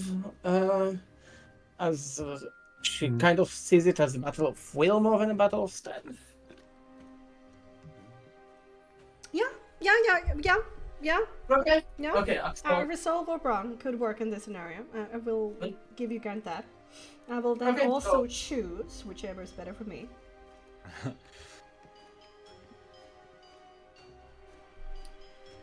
Okay. You wanna do like a 1, 2, 3 or? I'm rolling Okay. 8.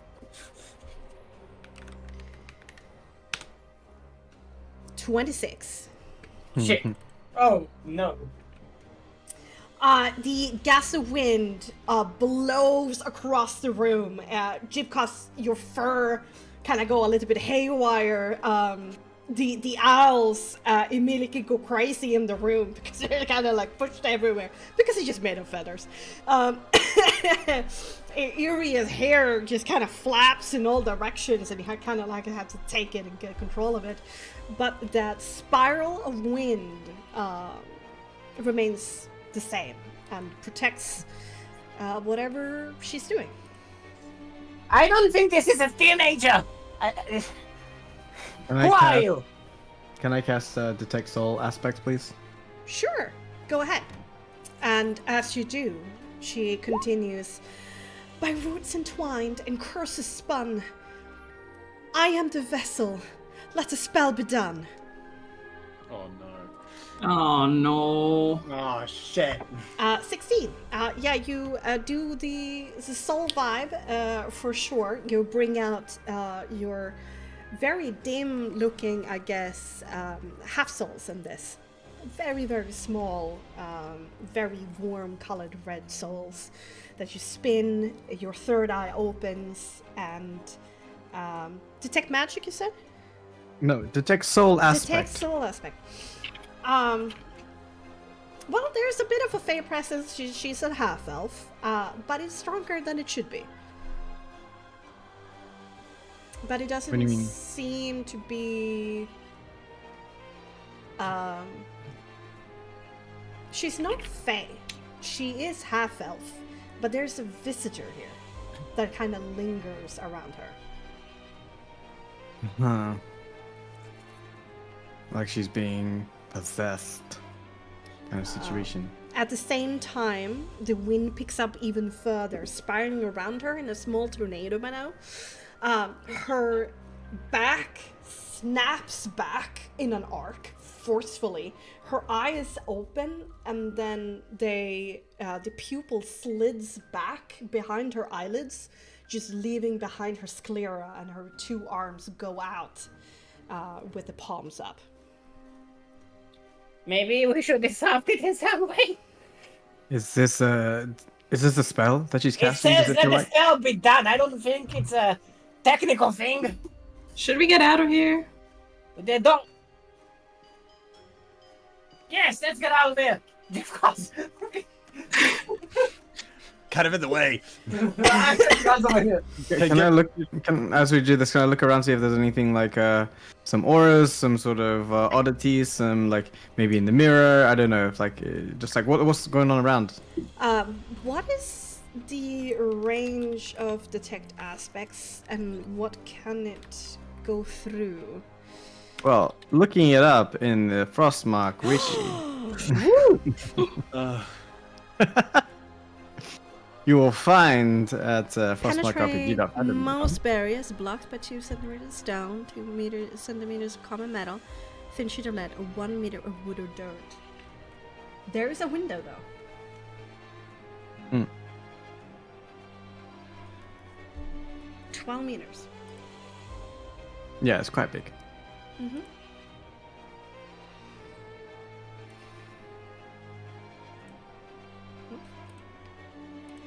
Tommy just goes outside the window. Don't think she means that window. Which window? I think the one above us. Oh, that one. There is a fae presence outside of the window. From your standing, basically northwest.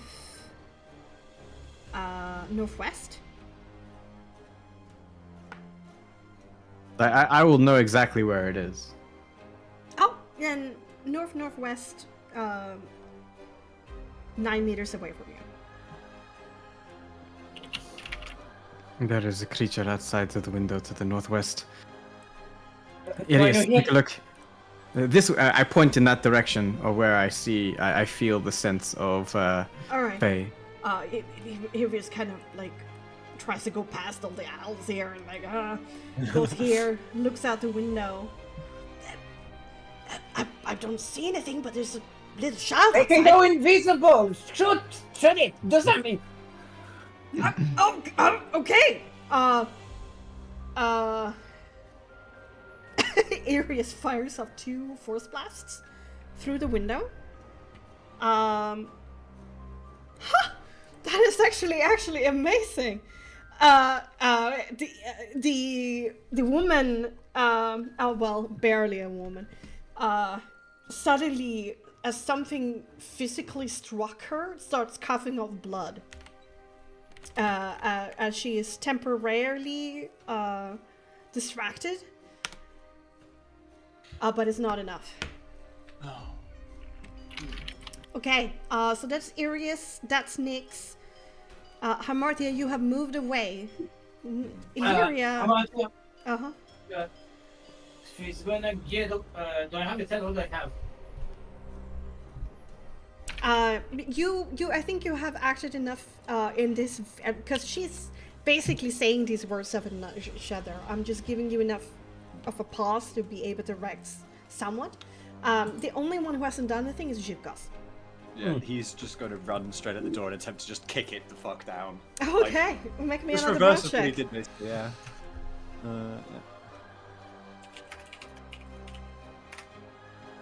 23. Once again, the door is forced open. This time it like hangs. Only one hinge is open. You felt like the magic was stronger this time, keeping it closed. But even so, your might is too powerful. And he'll just look towards the others to see if they want to go outside. And immediately as the door opens, she says, "In the witching hour, my fate I rend. For her magic, I wish my soul to blend." And as those Don't do words that. finish, she starts moving her hands as if she is a trained caster, and out of her mouth starts spilling Coptic words. I cast Counterspell. Ooh, key! Okay, this will have to be a check. Okay.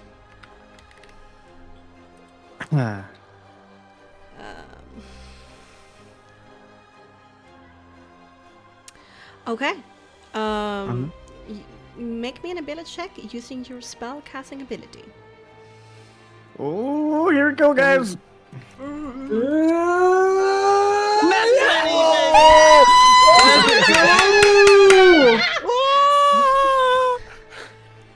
The door open, you're like in the motion of rushing out, like Arius in the slow-mo as he as like he's far across the room. Illyria is like almost already in the doorway. I think Jibkos has like started to move out a little bit at this point. The Coptic words finish. How does it look when you do this counterspell? I have my third eye open anyway, and it's kind of like when Nyx is in this current state, everything about him is take or remove, and the eye like flicks almost like by itself. Like Nyx is looking one way, the eye on his forehead flicks to where the Coptic spell is being cast, and just the pupil kind of turns into a spiral as it then looks at the Coptic and snatches it out of her hand. She actually just started doing the spell, and this thick green fog was starting to spill out of her mouth as if she was a fountain vessel, just barthing out of this green smoke. But as this fiery angry magic kind of comes, it kind of forces the smoke back down to her throat, and the wind stops, and she just starts coughing. We have a sister here. And you successfully countered Cloud Kill. Oh shit! Clutch! Hamartia is going to shout, "Nyx, you sent something! If it's a sister, let's go get her!" No time! Do you? He's gonna open the door here. Rush back. Okay. Let's go. Okay. Do you try open the door? It's locked. All right. Jivkov! Actually, Step over and the teenager at this moment, as Nyx rushes past, she goes, "No, what? That was supposed to be it. I was supposed to. You did this!" And she lounges towards Nyx and is gonna. I'm gonna channel my wind blast, my gust of wind to push her back. Oh. It's more of a reaction. Oh yeah, never mind. I don't know if it's initiative or not. Is it combat? Are we combat? Are we combat? Something in between. This was Louis' initiative. Or at least in order of things.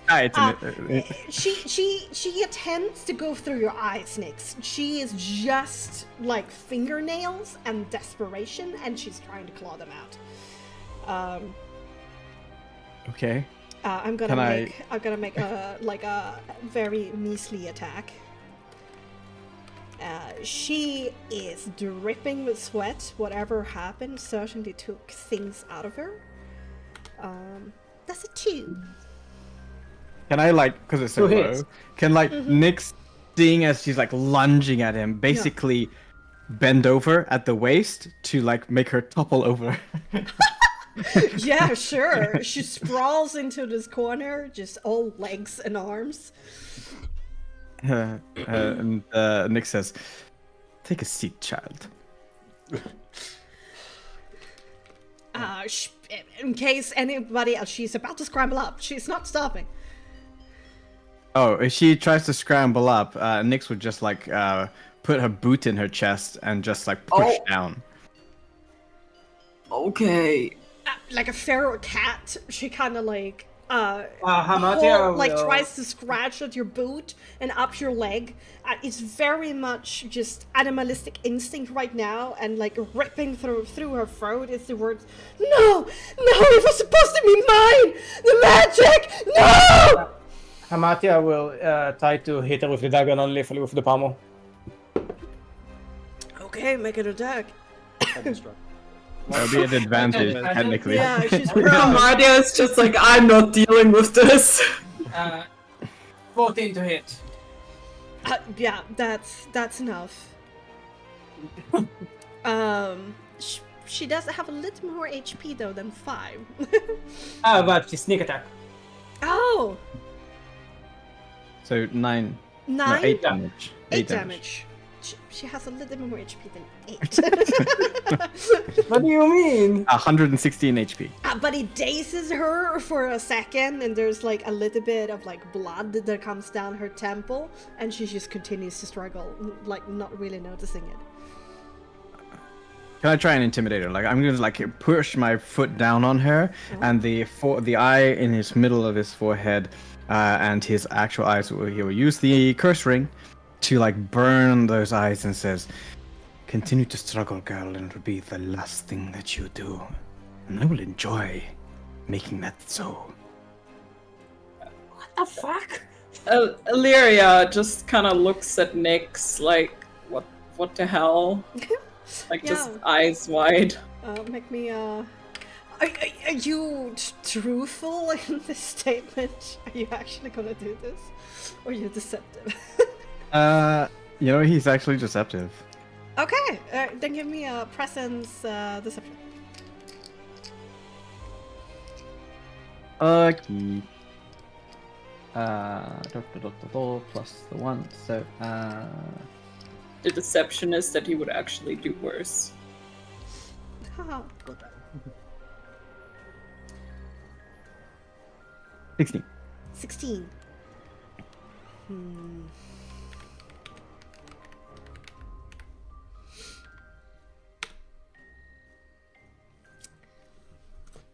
She is almost like she doesn't hear you, and she continues to scream, and you're pretty sure that she's just because she's so loud, she actually not hearing what you're saying. I look to Illyria and say, "Well, that's all I've got." Illyria, you have a action here before it's back to the girl.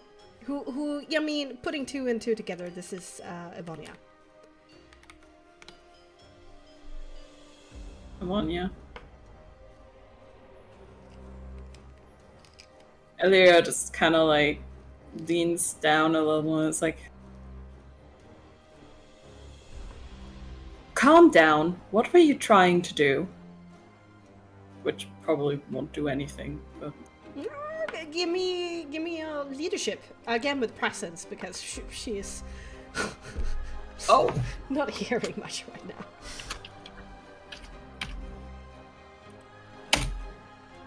Yikes! Yeah. Okay, Nyx, we're gonna get a scrambling attack against you again.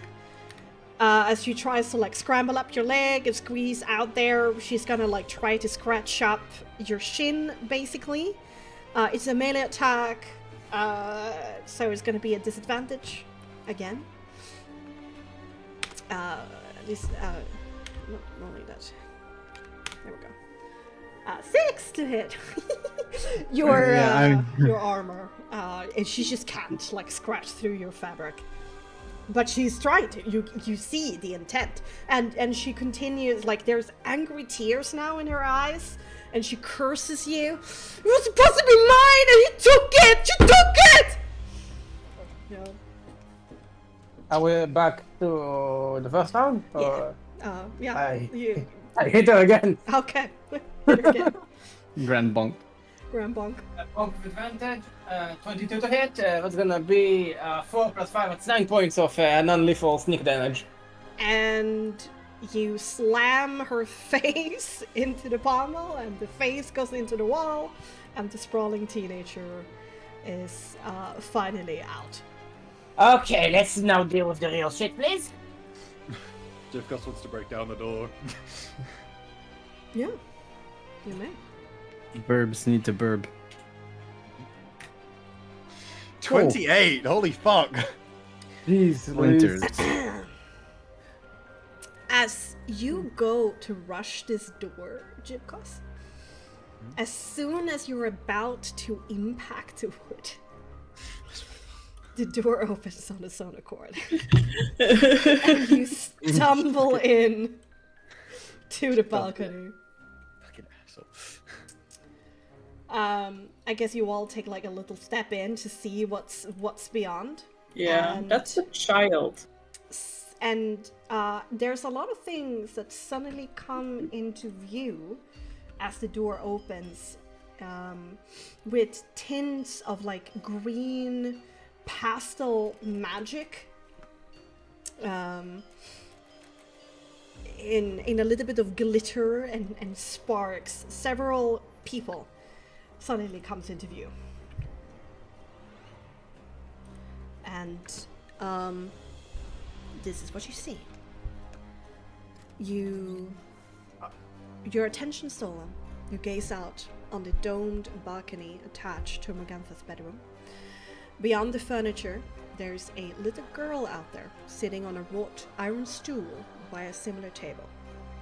Behind her, Morgantha clamps down one hand on her shoulder, whilst long fingernails almost dig into her flesh enough to draw blood. The other hand of Morgantha holds a wicked knife to the girl's throat. Beyond that, she wears a simple brown dress with a belt filled with pouches, hanging decorations, and an attached goat horn. Gone is Morgantha's cocky smile, is replaced by an expression that is deadly serious as he stares you all down. By her feet, a snarling badger hisses, its fur standing on end. And I need to pause here just to show the only animation of a badger I was able to find on the internet. Oh Oh my god! Can we? I know it's a familiar, but can we spare this guy? Can we keep him? This is the cutest little shit! I want to keep him. It's the DJ Badger. Carrying on. Behind her, Bella leans against the railing. She is dressed in a black Sunday dress, complete with bows, frills, and a black hat set onto above a complicated hairdo. from it, there's a heavy black lace that cascades over her face, shielding it, which is further covered by thick and caked makeup, obscuring her features even further. But despite the somewhat capable paint job and the lace obscuring veil, they do not achieve hiding her hideous features completely. You sure about that? This picture doesn't, do it I know. entirely justice. But Nyx, she does not look like she did in the dream. I don't like using these words when describing girls because there's a lot of troubles out there. She is not conventionally beautiful. Saying, you're just gonna keep it like that. She twirls a black and decorated umbrella over her shoulder playfully as she stares at Nyx, licking her lips. A rather fat cat, pulsating in neon colors, balances on the balcony baluster beside her, staring equally hungrily at you all. On the other side of the balcony, it seems to be occupied by who must be Ophalia. She stands in a simple black outfit, her hair twisted and messy, hardly contained by a loose braid. Crawling all over her body, face, and within her hair are fist-sized, hairy tarantulas. And they seem to cause her no discomfort as they sprint over her face, and within her clothes, and within her hair. Crawling around her shoulder and neck among them is a single scorpion in a purple metallic sheen of an exoskeleton. In one of her hands, she holds a staff decorated by blue beetles at the top. Her stance is wide, her head leaning forward as she glares at you from underneath her dramatic eyebrows like a predatory animal, and she is ready to spring at any moment of weakness, even seemingly looking forward to it. Her aggressive presence, spiders moving all over her, and that glint of excited anger in intense gaze, managed to make you all pause for a second. She is intense, and she doesn't seem completely sane. But in the end, Morgantha reclaims your attention by venomously saying, "Despite all your threats delivered, as promised, endangering those raven friends of yours, and all my traps, still here you are, with your death wish alive and well. Well then, the final act of this play, here it is. Attack, and she dies. Leave us, and I will make something useful of these orphans. The choice is yours. Now choose!"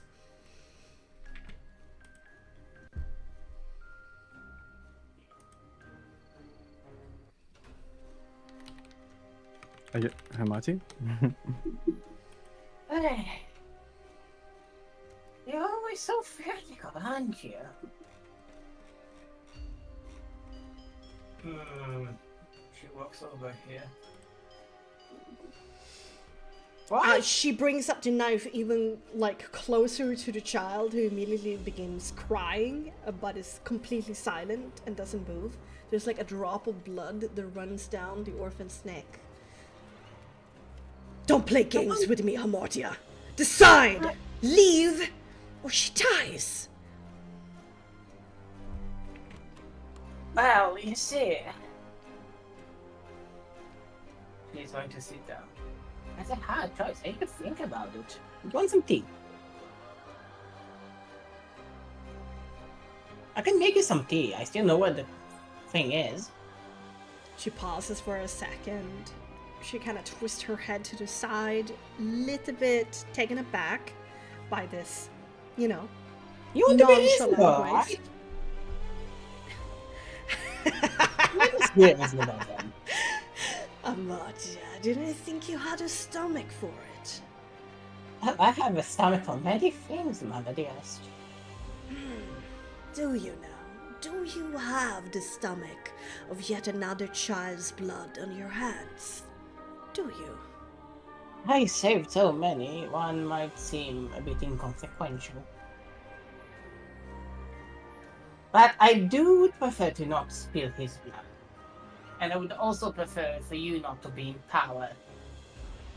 So, let us discuss terms, because you know that if you kill this child, you're not coming out of this alive.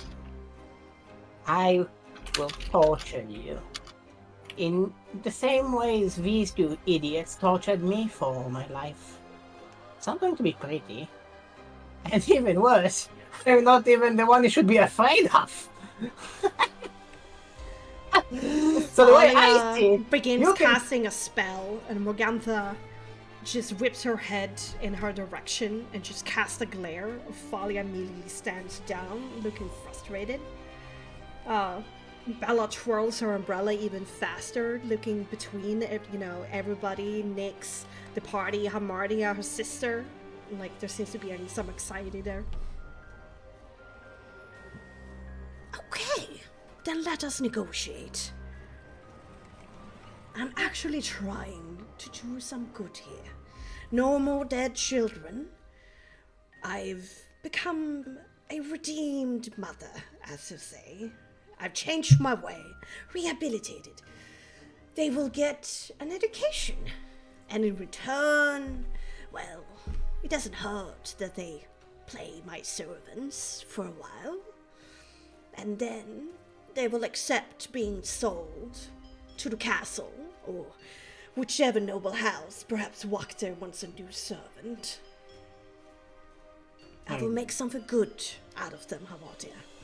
I'm not planning to turning them into pies. What? He doesn't allow it anymore. Really? Well, that seems to be quite the blow for you, so... I'm finding other ways. Did you enjoy my menu pies in the kitchen? They're not made by bone flour. It's a tooth, a nail, and some hair. Marta is going to do a little side eye to the rest of the party, see what they're thinking. Just for a smidge. I don't know what the stuff is about, like, preparing an action. Is it the same of if you can't hold it for too long, then you need to let it go, isn't it? Well, Or since is it- everybody's preparing actions, like there's no ambush being sprung here. Yeah. So when we get to it, we're still gonna roll initiative because these two ambushes are gonna cancel against each other and just become normal initiative. Does that Everybody is include ready her for stab of the anything. child? Does What? that include her stabbing the child? That would Yes. also be in initiative. Okay. Yes. Yeah. Okay. You see, I find it a bit hard to believe, as much as I would like to believe you, Mother Dearest, considering the fact that several of these children were put in situations unfit for a child. And like being in a freezer or having creepy crawlies crawling over them. They need to be disciplined from time to time to not be naughty children. You shall not lay a finger on them physically. I agree that children need to be disciplined, but what you did was too much, and you know it. They will be useless if you abuse them too much. Fine. I will try to find a way to be more motherly. I guess I will find it somewhere within my heart. But I actually don't wish these children to be damaged, because they are now my goods to be sold.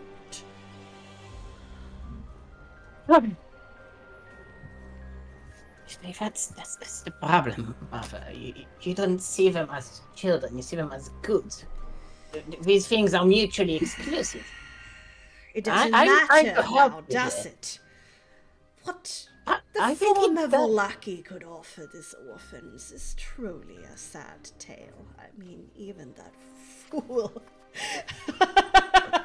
of a priest gave me the care of these children and never heard back from them and just continued to give them to me. Oh, pitiful. Wachter isn't aware of your nature, isn't she? We have an understanding. we made an accord. When the orphanage sadly burnt down, I came in and offered a alternative to their care, and she accepted.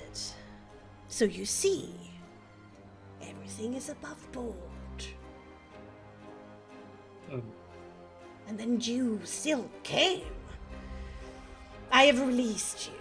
I don't care about you anymore, Marty. As I said, you're free to choose your own name, start your own coven, go die somewhere, find yourself a little hovel, live out your life in whatever disgusting peace you decide. I don't care anymore. But still, you come and attack me. You see, I made a promise a long time ago. And I need to keep by with that promise, but...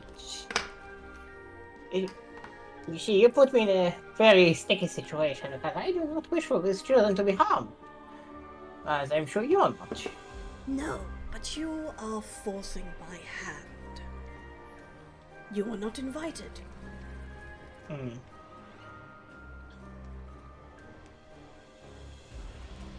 Well then. I It do seems we- want all of this to end as quickly as possible, especially for Sarko's sake. Indeed. May I take a look at him for a moment? And Dava too. How's she doing? Have you met her yet?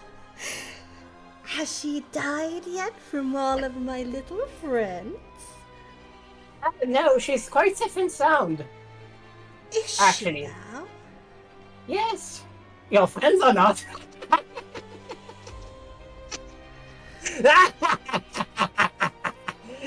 You see, we squashed them all. Well played.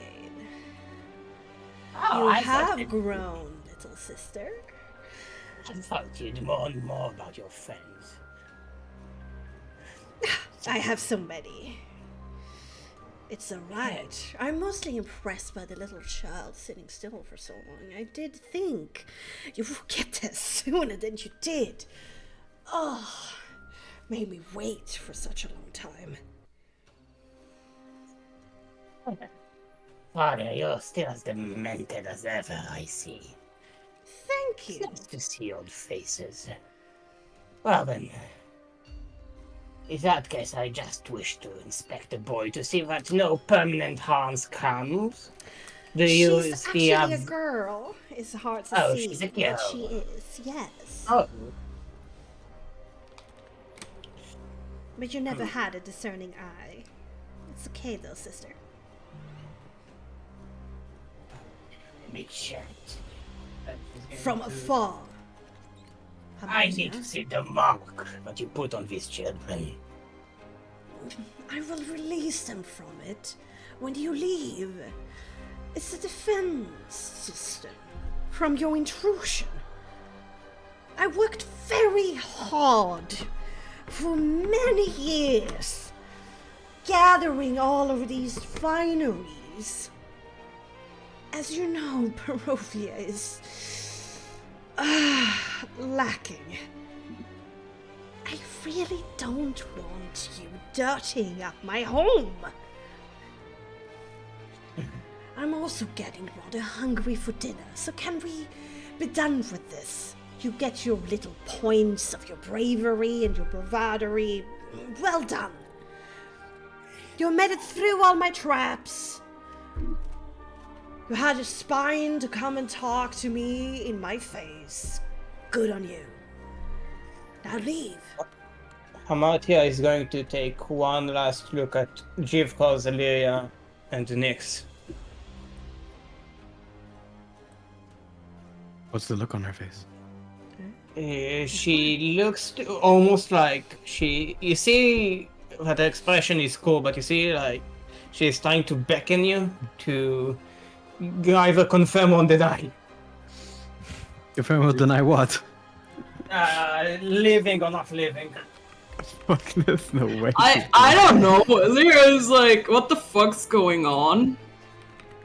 Jivkos looks ready and rearing to go to beat the shit out of a hag. Okay. Like, I can do something. If you What did you feel. say, Nix?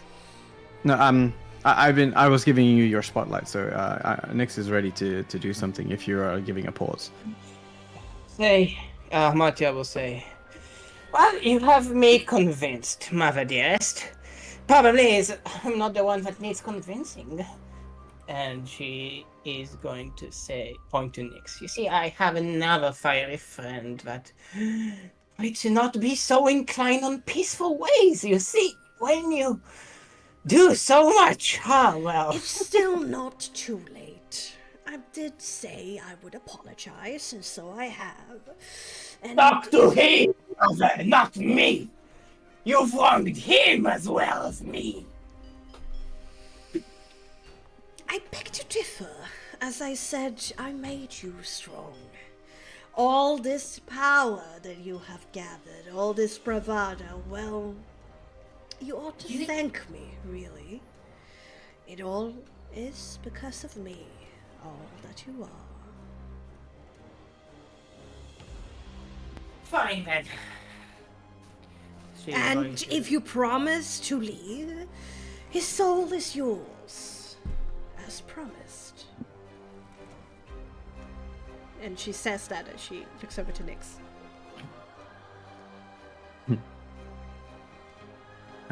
Nix looks to Illyria as he passes by her, and he quickly touches her hand and squeezes it without looking at her, and drops it quickly as he steps in front of her.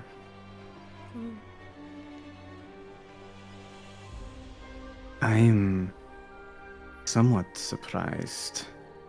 You took the effort to remember who I am. You're not wrong, Morganther.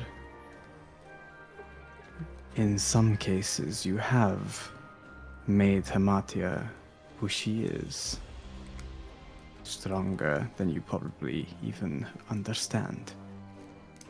But your influence does not just stay with your daughter.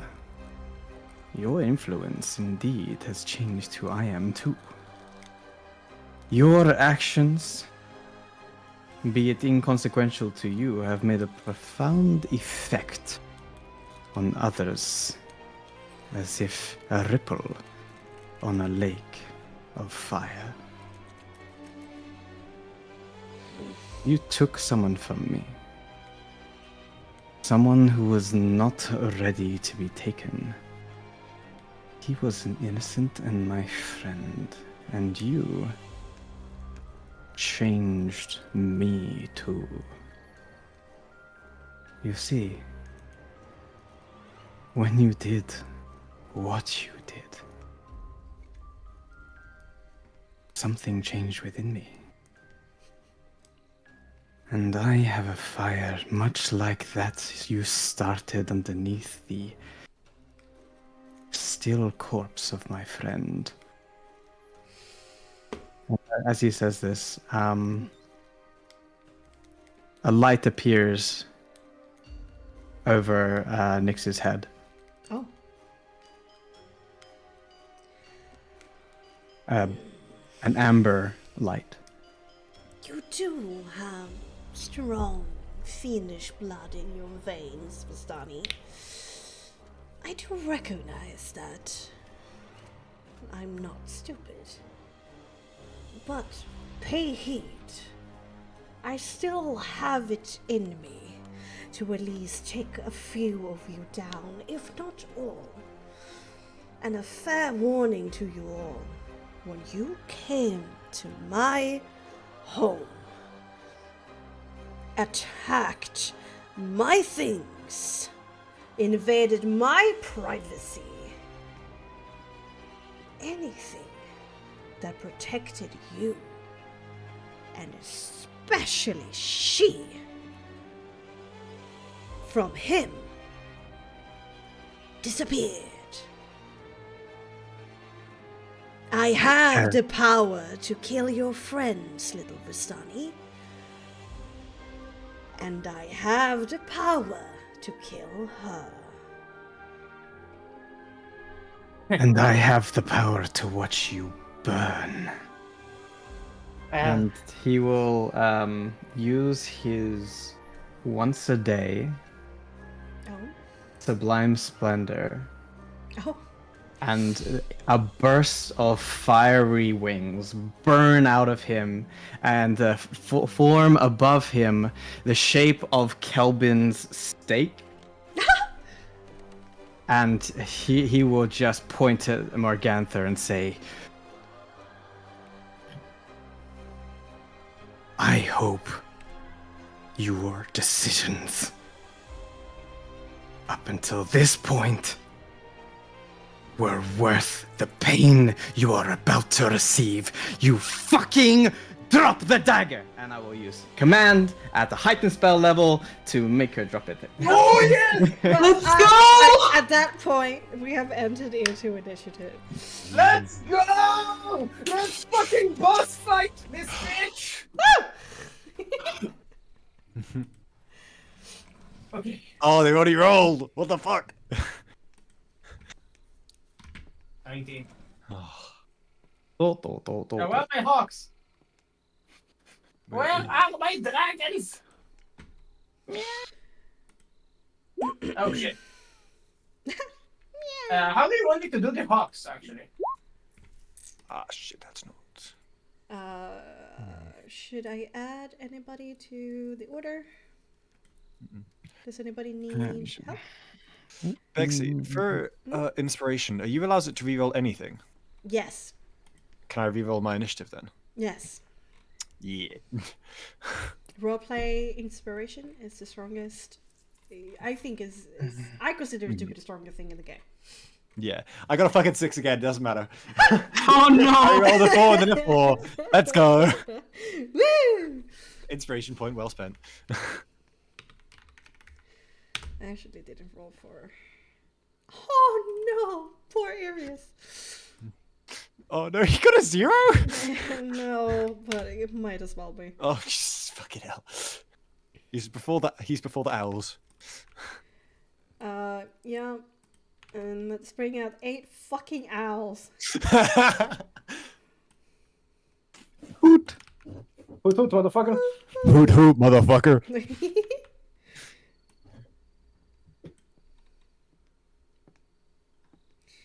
6, 7. Oh god. Arius feeling a little bit surrounded by avians. Just hoot. Anybody who needs me to put them up on the board? I think everyone's there. Illyria, Arius, Martia, are you there? Yeah, okay, Yeah. okay, alright, okay. Have you rolled for the birdies too? Yep, we got 2. Perfect. 5. Perfect. Where are Ophelia and thingy on the initiative? Well, on their turns it will become rather clear. Okay.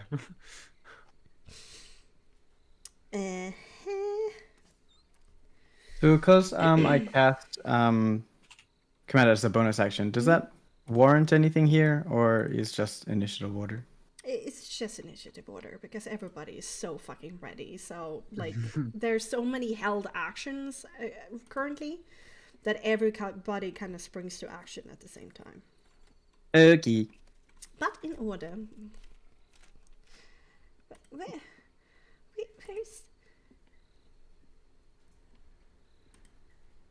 Did I name it something else? Yeah, maybe. No, it's not that one. Hello? Hello. Hi. Oh, that's what I named it. I'm stupid. There we go. Okay, top of the round. Morgantha is the first one to react.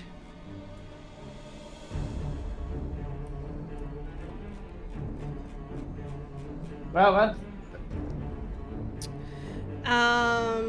Yeah.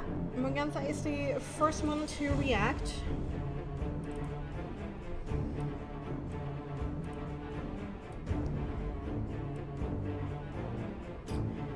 And she is going to release the child, just weakly push it away, so it kind of falls off the chair onto the floor in front of her to get away. And then, well, actually, let me see.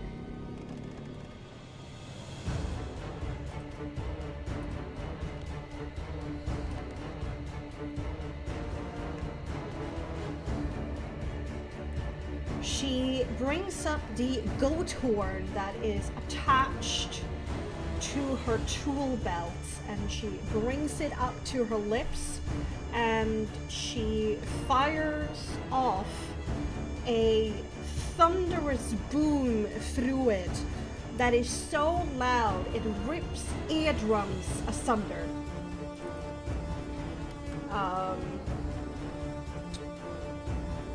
Hamatia, Nyx, Jivkos, Illyria, Irius.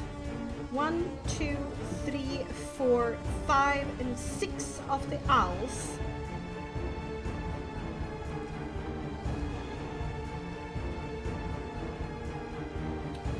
Well, some of them are actually covered. Actually, there. If only 2 of the owls. I need you to make me vitality saving throws. Oh, I have disadvantage on this, don't I? Yeah, it lasted how many hours? I think like 2. 2. Well, it lasted at least an hour, and it's not been more than an hour. No, it has not. Combat is so fast. 19 on Amatia. Mm-hmm. 20 on Nyx. Now for the burbs. 5. Definitely up there. Right, where are the burbs? Burbs! Oh, critical 20 for Irius. Oh, Yeah, sturdy boy. It's the dwarven! I mean, he's thing. behind Nyx and Illyria. Just like carrying behind him. Yeah. You guys 10 absorbed and the- that one for 2 hours. Okay. Anybody who got a 15 or above, you take 10 points of damage. Right. We have temporary hit points from the last encounter from the protective pump. How long does protective pump last? It's 10 minutes? Temporary hit points last until Long rest, unless the ability says otherwise. Yep. Okay, and it doesn't say anything otherwise. No. Alright. Yeah, then you still have that. You guys who had 15 or below, you suffer 21 points of thunder damage, and you're deafened for 1 minute. What does that do? It means you cannot hear anything. So if, an ally shouts out anything to you, or, somebody casting anything, or can be stealth checks and stuff like that, But put the thing on you if you're deafened. 2 burbs are gone. Which one is dead? Oh, the 2 birds are gone? Yeah, but fucked. Alright, there you go. And I need to make a con save. Yes, you do. Is it only vitality, right? Or is it resolve? What is- Resolve saving throw. And resolve is interchangeable with composure, or I'm just making shit up right now? No, it's always resolve. It's your willpower to withstand I'm pain. good. Did you roll above a 15 on your Yes. check? Alright, then you're good. Close, but you're good. No, I mean, that's for my concentration check. Yes, you need a 10. Yes. So you're good. Yes. Good.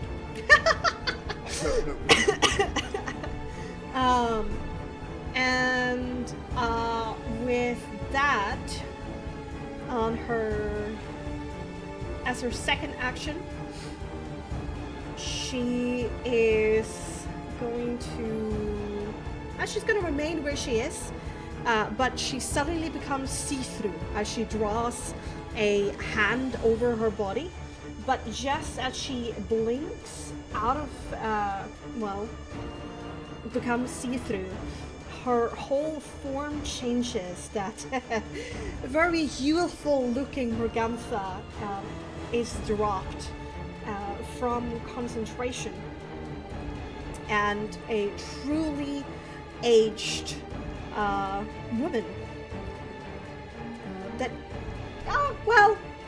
Grandma never looked this evil. You haven't seen Morgantha quite like this I have. before. Yes, you have. You recognize Morgantha's true form. Ugly motherfucker. But she becomes see-through. Indeed. And then at 20, we have lair action. Yay! Yay! Shit.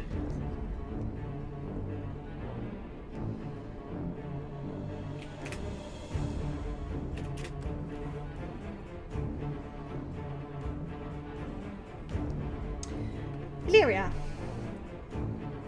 The Yes. door slams in your face.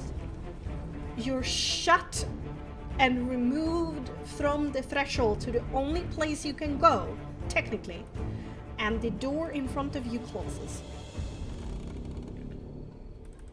Fuck. Cat's turn. The cat is hanging out on Bella's shoulders for now, not do anything. Amardia. Right. Amadia is going to say, you see, I have a few tricks of my own. Mother! I have a feeling you'll know this one. Say, what is going to say? Yes. Rin says hello! And she'll use erupting earth here Oh, on everyone. okay. What's the range of It's it? going to cast it at 4th level. Oh, It's going to be, I'll tell you exactly what it is in the Frostmark wiki, because I forgot. Give me one moment. Erupting Earth, it goes like this. Wake up, here's the story. It's a 4-meter cube, so I can target pretty much everyone and let him live, and let the child live. okay. My apologies. Don't mean to misjudge anyone. And it's a 4d12. It's a DV16 dex save, or taking 4d12 points of damage and half on success, and the ground terrain becomes rough terrain. As Okay. she says this, I believe like the bricks interconnecting beneath the planks will just burst and spike everywhere and send shrapnel. You want to place it then and take it there? No, one step to over here, yes. Like that? Yeah. Yes. Okay. And so yeah, that's so everyone here needs to make a DV16 save. Everyone in the target Okay. area. Morgantha is not in the material dimension. That's fine. Bella, you said dex save? Yes. Okay. DV16. 16.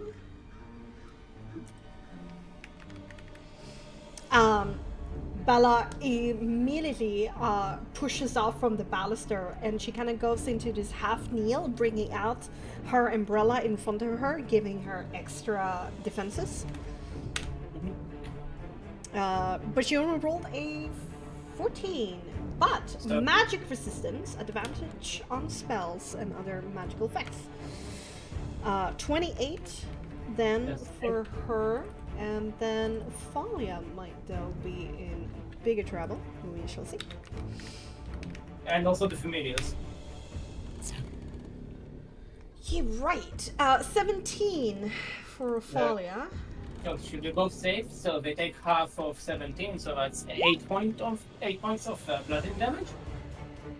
Okay. is pretty interesting because they're technically above the ground, but there's nothing that stipulates, I think, in erupting earth that you need to make contact with the ground. It is a cube, so yeah. It's like Yeah. shards Yeah. coming from the earth. Yeah, the shards are coming. Yeah. Okay. Then familiars as well. Let's see how Sherbert, the cat, Cheshire Fucking hate cat, it. Oh, he's so boy. Oh, he's so cute. I'm gonna kill it. deals with this. Everybody loves Savoie. 16 for Sherbert.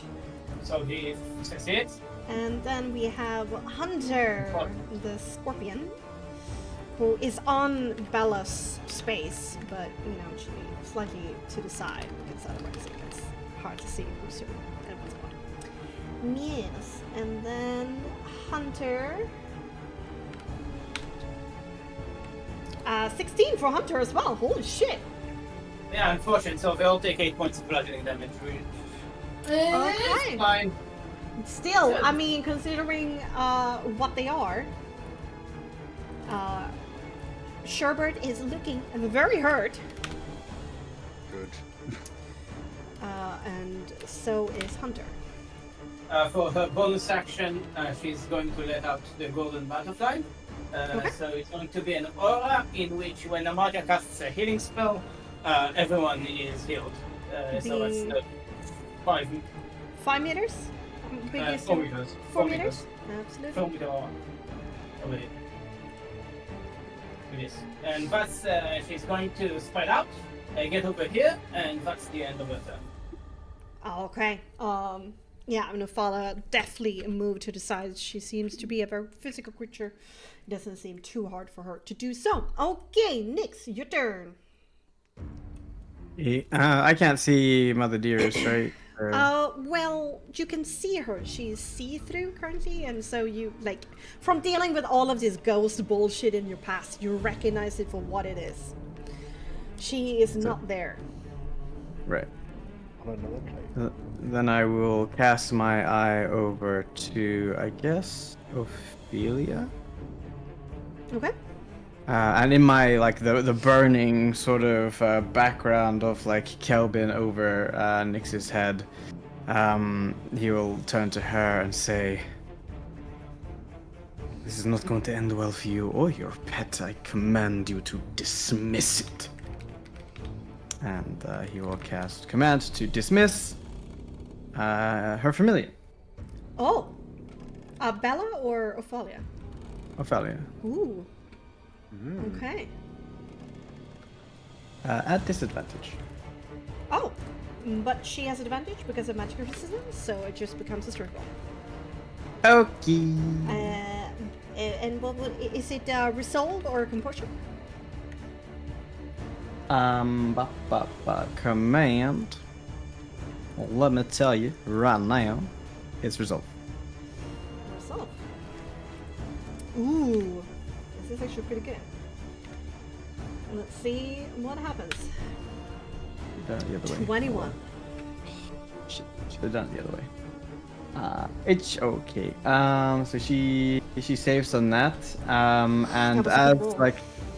as those words are ignored, Nyx frowns and says, "Well then, but I take more from you." And he will cast Bane on Ophelia and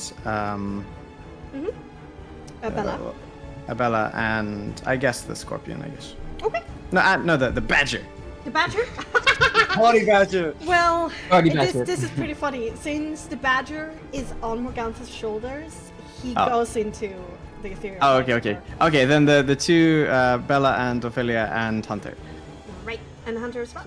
Yes, and then there's nothing to roll for that, right? It just happens. Bane? No, this roll. It's a pre-man.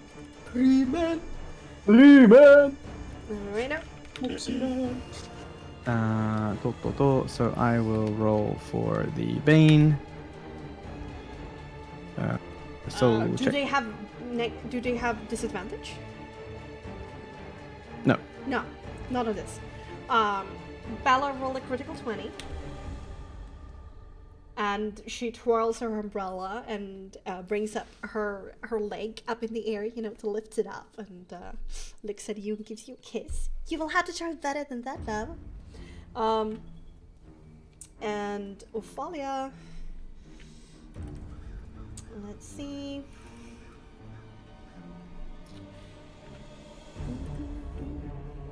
Ew. Whoa, I'm rolling fucking crazy right now. Stop! Ophalia does not have a pre-man saving throw, but she rolls a 20. Edge. It's okay. These are all of the good rolls. And then Hunter, yeah, I hope so for your case. And then Hunter, oh, okay. Oh god. Yeah. Here we might get something. Let's see. 14! Yeah, fail. So that's, he's baned. Bane on Hunter.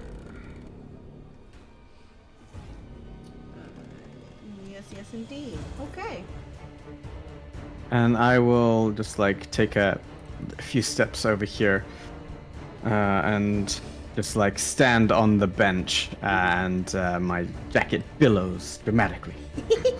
Nice. Perfect. Okay. You suddenly hear shittering in the air. Is detect Scylla? Yes. Oh. It's 10 minutes. 4 Fey aspects come climbing up the balusters to kind of balance on the balcony fence. Oh shit. And they're small green creatures with big, absurd red hats. Fuck.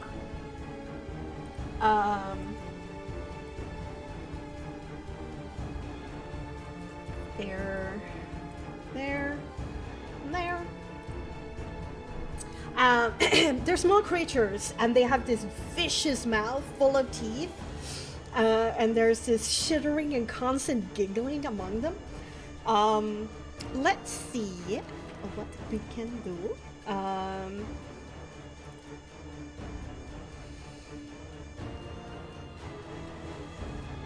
One of them looks over to Nyx, saying, "You think you're all that, huh? Well, take this."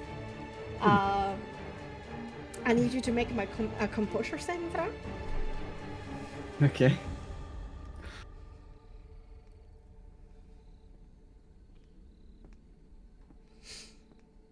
Nine.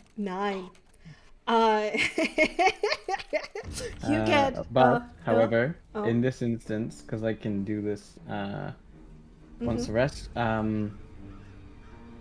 and because it's thematic with the wings, he has Celestial Bless, so he can add a 2d4 to a save, to a failed Okay. saving throw. To maybe distort time and space to change it. So, so it's a 15. 15. Then that succeeds. And you don't take vicious mockery damage. The other one that is closest to Jipka says, "You're such a big dumb bull!"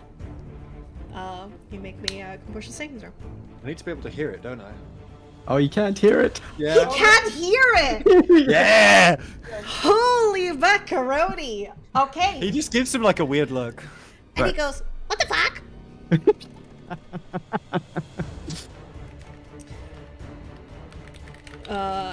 Yeah. So funny. Yeah. If the Cheers, target Granny. can hear you. Fuck. Okay. I've never seen that backfire so dramatically. Yeah. Holy shit. That's Cheers, amazing. Granny, yeah.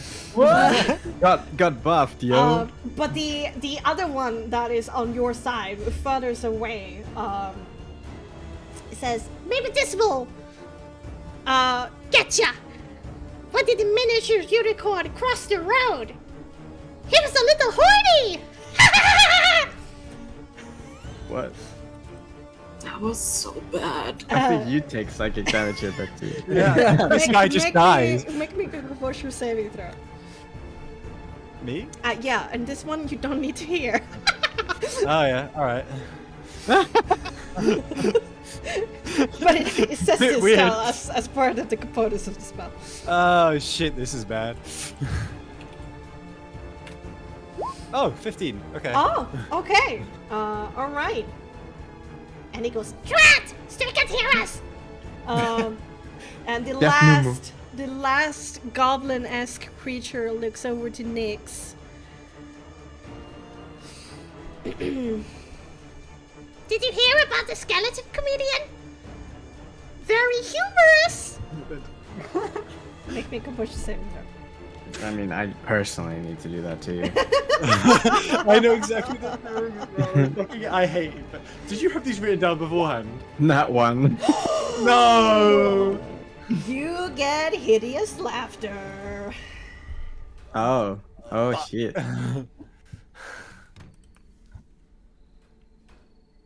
I think this one is good for that one.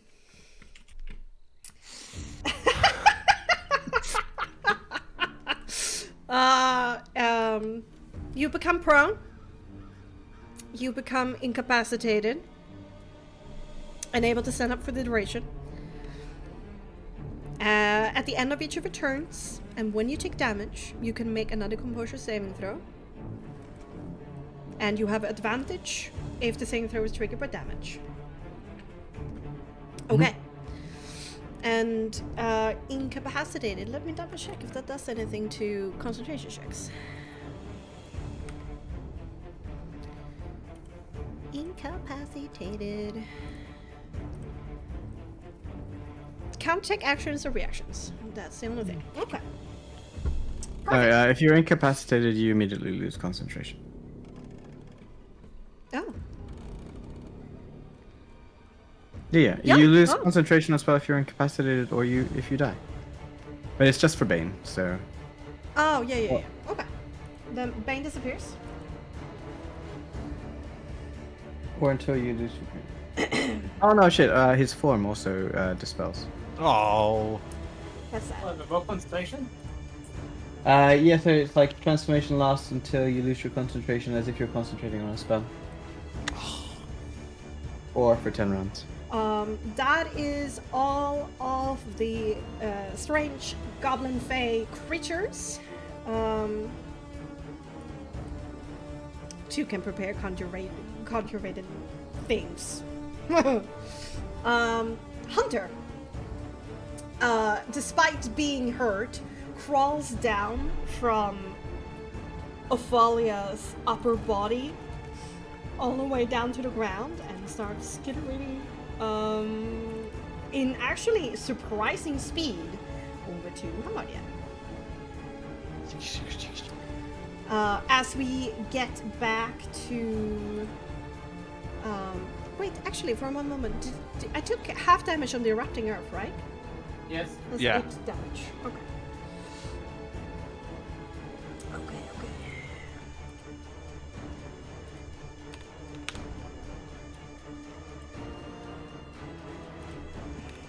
Perfect. Had I noted? As we get to Bella's turn, her form shimmers and she transforms into her true hag form. She tries to hide herself as much behind her veil and behind her umbrella, but during the course of this fight, you will still be able to see her features clearly at some point. But she definitely seems shy about it. And this is what is behind the veil. God. Megamind. I have that saved as an inspiration for a Nosferatu character.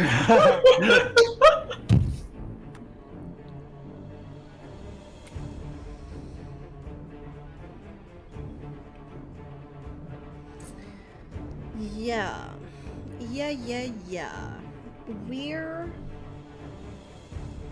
going to do.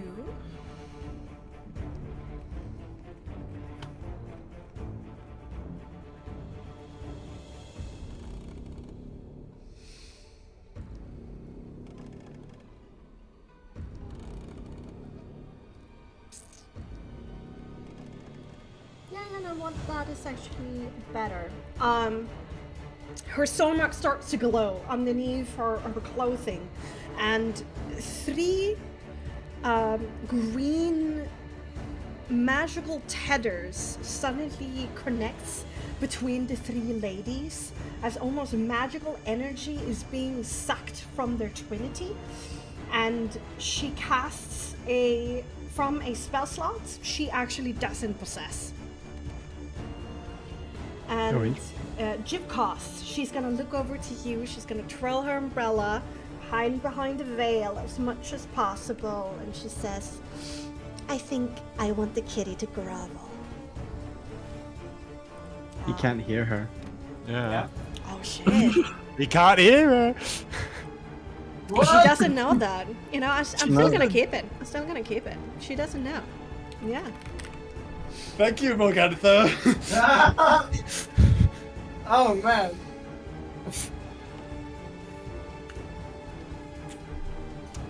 Well, I'm assuming that it does then fail because you need to be able to hear them to command. You speak one word command to a creature you can see within range. The spell doesn't affect if the target doesn't understand your language, or if your command is directly harmful to it. I can't understand her if I can't hear her. Yeah. Yeah, no, I have a rule in that case. Yeah, for Just sure. completely unwavering, not even as if he didn't even hear it. Yeah, and she stomps her foot in the ground like a toddler throwing a tantrum. Is she gonna move? I don't think she wants to be in that thing.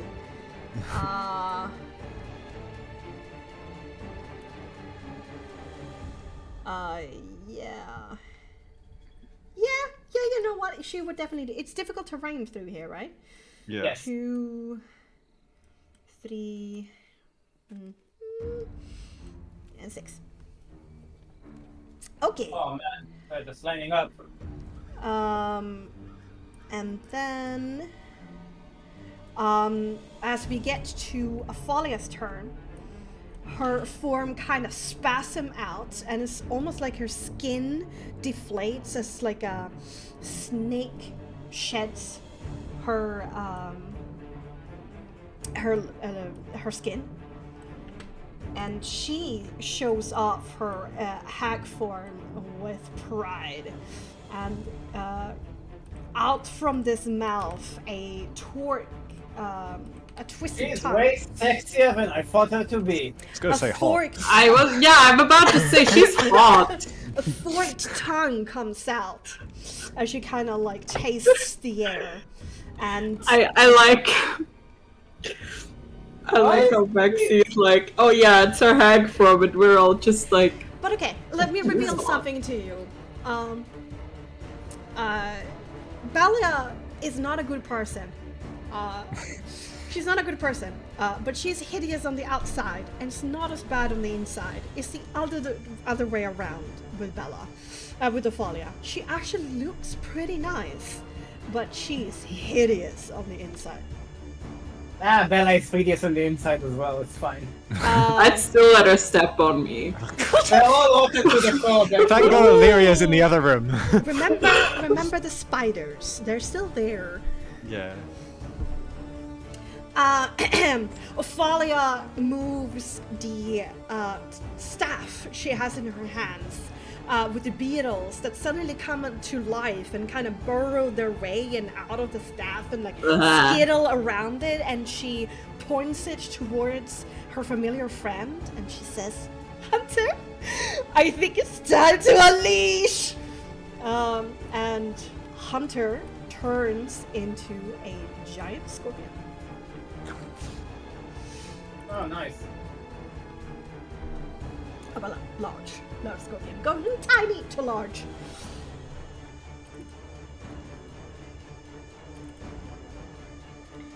La, la. Still has the old damage removed from it. There we go. So it's not completely full health, but certainly has a massive HP shield currently.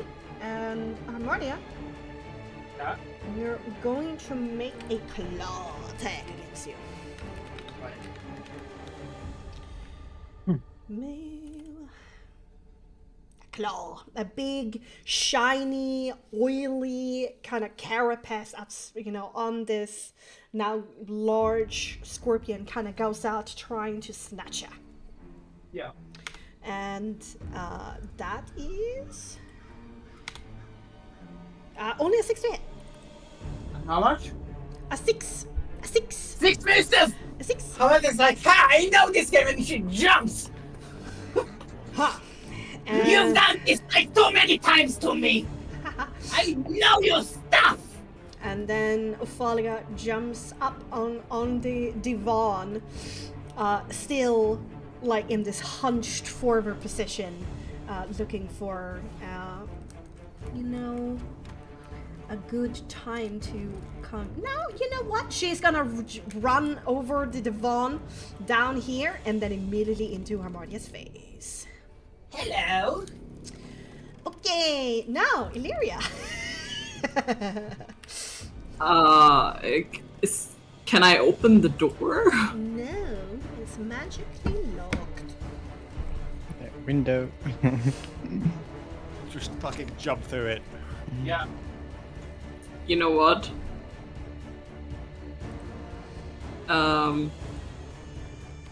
Is there a chance to break the window, or is it also magically locked? You know what? The window is already shattered by The window. Oh, by Irius. Vorganza. No, by Irius firing just blind. Oh, right. Oh, it's who needs doors? So it's going to be a simple athletic dexterity to get out of the window and not hurt yourself on like the glass. Alright.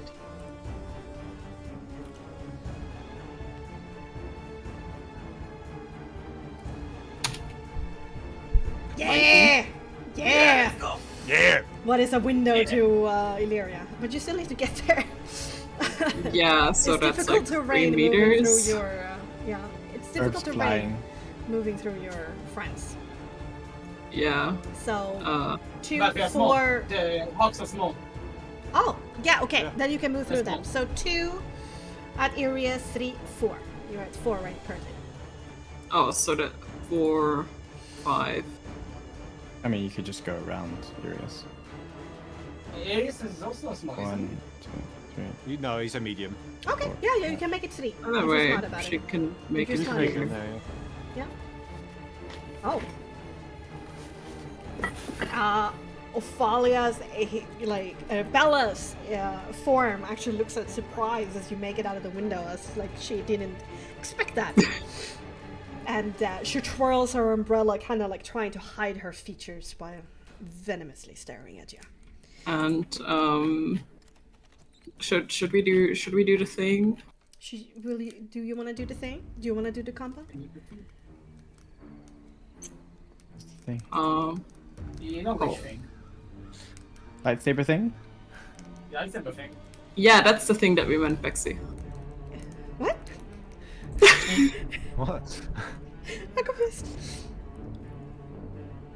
Do whatever thing you need to do. Yeah.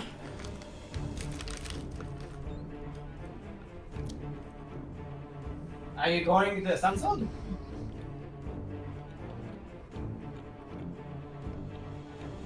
Really? Yeah, you know what she is. Okay.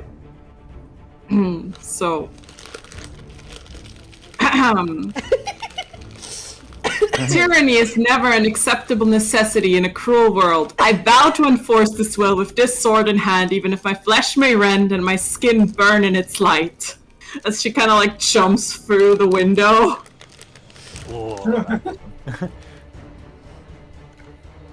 But that's also kind of that's it.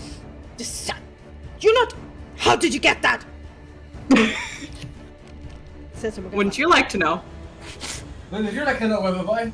You beat me to Can you it. please put me put some vision on my hawks because I can't see where the. That's it for Illyria. Can you? Hamartia doesn't have vision for the hawks. Yeah. And the tent's coming up. And Do you want me to make them fly out the window? When the tent comes, yes, but I will need to put it, so I just need vision on them. Okay. Well, I will move you inside so you can see them at that point. Don't worry about it. But in the meantime, it's Shivka's turn.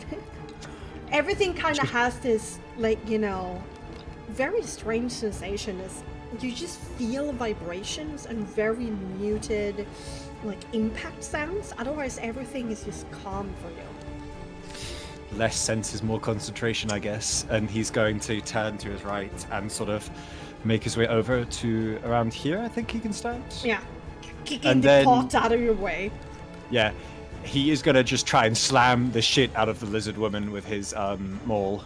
Nice. With both of his attacks. So it is. I'm just gonna copy and paste it so I can do it quite easily. 22 and 25. Jesus. You gave me a plus 12. Yeah, I know. Yeah, both of them hit. And so let's go. one of those is going to be pumped with this light in his eye that courses through his tattered but insanely strengthened up arms and into his maul, as it will just magically be enhanced and slam into her with a second level smite. So I could do it all together or do them both separate. What would you prefer? You can do it all together, because you realize when you hit her, there isn't actually any concentration for her currently. Yeah.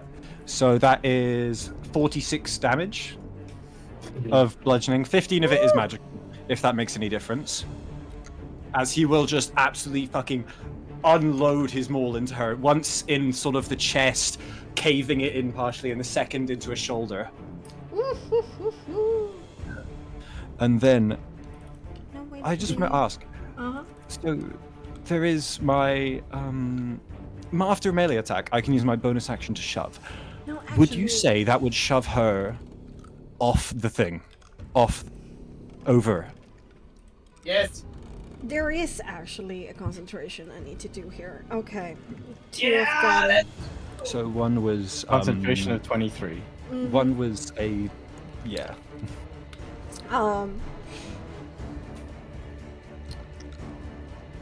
Jesus Christ. So 18 is that? No, 15 is the smite damage, right? Yeah, the first one would be 9 plus 15 plus 4 plus 2. So 6 plus 9, 15, 30, so 15, yeah. Yeah, 15 for the first one, and then 16, then 10 for the other. Okay. Mm-hmm. Yeah.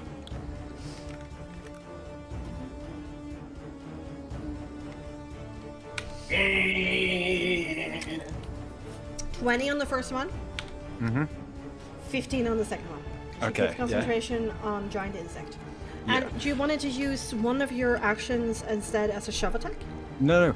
I have a racial thing that allows me, after I make a melee attack, I can use my bonus action to shove. Oh. So I need her to make a brawn save. Oh. Or she gets moved 2 meters. Ooh. Which I would say is enough to chuck her over the side, wouldn't you? Yeah, for sure.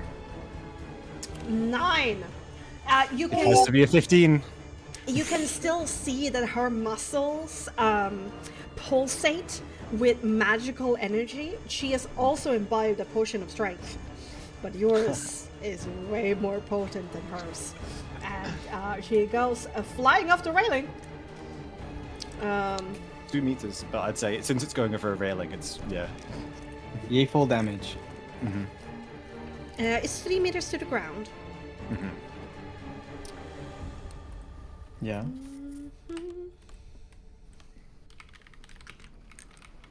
And then that's another concentration saving throw. Yeah, it is.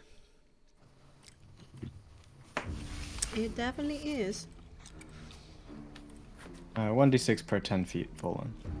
So Yeah. Shit. Yeah, It's like a that's D- 1d6 then for 3 meters of movement.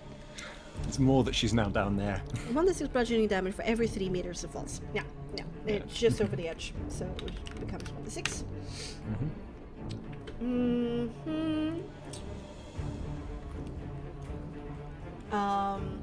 It's non-magical damage. So she takes half of that. Okay, and then I will make another save. Critical 20. nice. But she is down there on the ground, kind of landed in a 3-point landing, and she is looking mighty angry. Okay. Okay. That was still a massive amount of damage.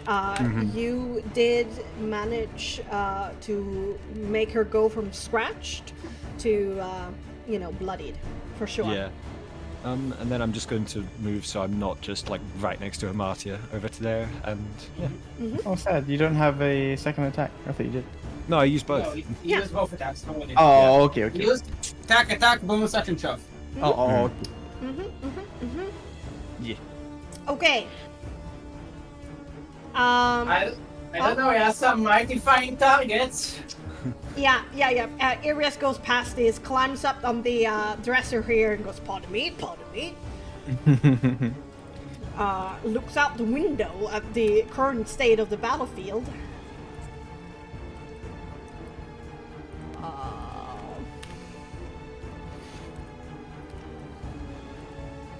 Oh, yeah, she went there. Oh, no.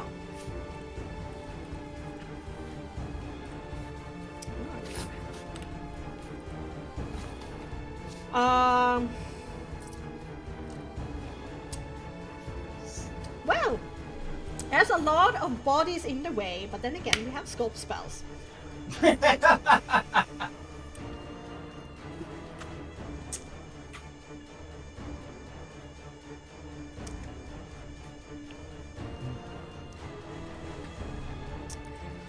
I think we're gonna hold spells such as Chain Lightning, and we're gonna be a little bit more conservative and just go for a lightning bolt.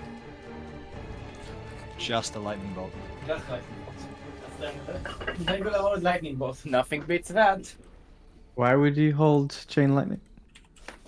One is a little bit afraid of, losing souls. Oh, I guess that makes sense.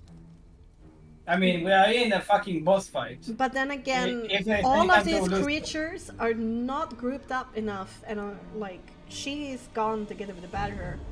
You know what? Yeah. We're gonna do chain lightning. Yeah! Chain lightning the bitch! Bring out the big guns. Yeah.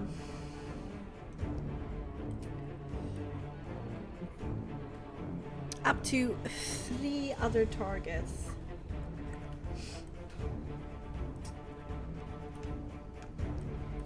The only people in range would be the Yeah. goblin people and the cat, right? Well, that's interesting because Ophalia is 3 meters down, so the hypotenuse is actually enough from that goblin to reach. Yeah, he's gonna target the scorpion because that one is right there in his face. It is big and is huge, and then it's gonna jump to the goblin, and then from there gonna go. Isn't it the red cap? I mean, it has a red cap. Within 6 meters of the first target. Right. Yeah, okay. No, then it works. Yeah. To the 2 other goblin creatures, and then to Ophalia for the other 3. Valia's getting chain lightning. Yeah. The fella is getting comboed. Okay. Bexxy, if she fell, is she prone? Yeah, maybe. Let me do a quick Maybe athletics Dex, wouldn't it? Yeah. for that. With Dex. It's pretty easy since you just 3 meters. Yeah. Definitely.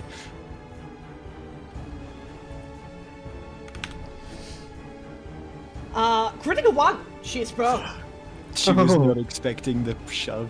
She did not. She saw you rushing in, and there was like one venomous stare towards Bella of like, what the fuck did you do? I thought you had it.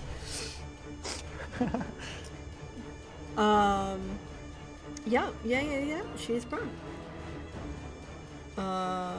Now, finally, we might start seeing this backside of all my high rolls. Let's see. Oh god, where were we? Yes. DC 18. Whew! He rolled an 11. Haha. No, wait, this is Arias. This is his vibe check. To Oh, cast no, Fire Lightning. shit. Yeah. Oh. He might lose his potency 3 for this. Okay. So to cast this, let's see, we have 1, we have 3, okay. So 4, 1d4. On a 1 and 2, he loses a half soul. On a 3, he loses a potency 1 soul.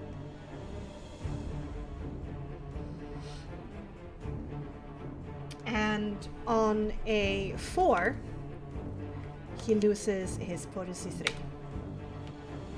Oof! 1 out of 5. Sweet. Okay! Chain lightning! Ha!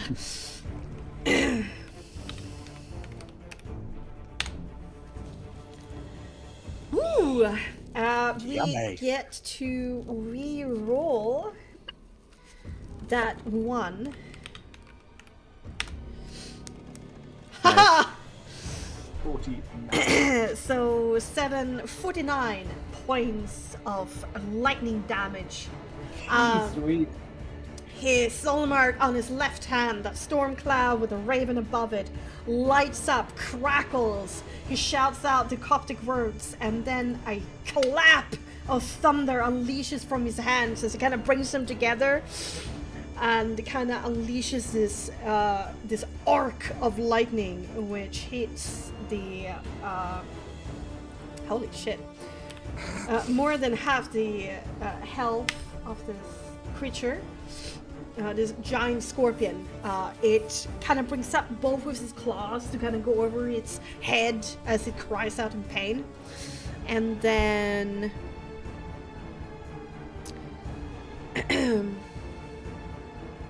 oh, it needs to be the dexterity the same. That was a little bit hard on the damage there. First of all. My voice is not dying. Yours is. Yeah, we're getting pretty late right now. Oh, 20. Actually. Holy fuck. It saves. 49, This is what Dexter is fucking 20, yeah. So it's 24 damage. Wait a moment. Whoa. What? Whoa. With the concentration breaks. What? The scorpion is untouched. Why? Oh my lightning? god, got a carapace. The lightning impacts the armor and then bounces off the shiny carapace, as if anti-magic carapace just won't take the spell damage and it just bounces off. Holy shit. Fuck that. And Arias had no idea. But now you know. It took 0 damage. And then it's the full damage. What? It's the bounces to the goblin and the fire. Yes, indeed.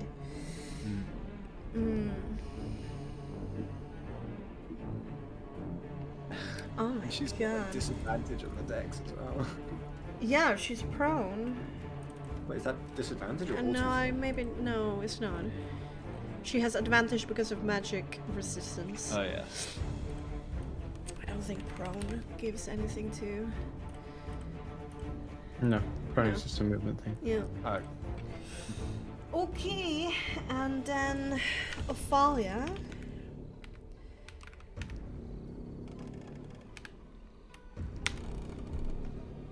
22. Damn. So she takes 20, 23, 22. And you take 49? No, it's 49, so Yeah, 24. 22. 24. Yeah, 24. Yeah, sorry, math. Folly is looking pretty hurt there on the ground. You can hear this feral scream. So there's just electricity all over her. The two... Yes, concentration. I'm going to nag about that Yeah, concentration. it's so good. It's so good that you do. 24, I'm sorry I'm being a 12, wolf lawyer. 17. She keeps it. Fuck! The two goblins that were in the ark, they laugh and they giggle. I changed my destiny! And the lightning just goes around them and doesn't hit What the them. fuck? What the fuck? And Arius goes, usually, I'm sorry. The badger that continues to dance is in the ethereal dimension. Raid Hawks! I need to see them. Yes. I need to see everything. I'm just gonna give another token. I'm just gonna put another token over here. And now you can take that token back to where it is. Oh, smart. Smart. Okay, I have so many things to do. Right. So, please count with me. They have a 12-meter flying speed, so they're pretty quick. They can get pretty much where the fuck they wish to. Yeah. Without even taking provoking opportunity, that's the thing. That we can just They fly by. Yeah. Ooh. So they can just fly above it. So it's gonna be 1 over 1 hawk, 2 hawks. Yeah, you got it. I can't move them, Bexxy. Oh, sorry. 3 hawks. Let me actually go here. Which one is actually the one that is currently making Nyx laugh?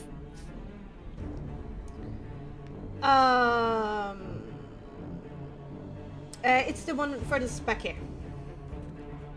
4 hawks. Oh shit.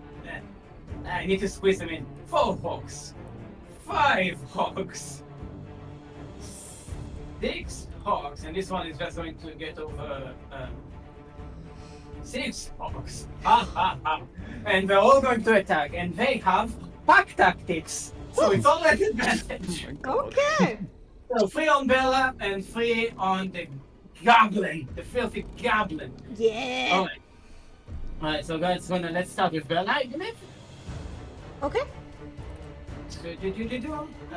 And they're going to try and pluck the hat from her. As the what?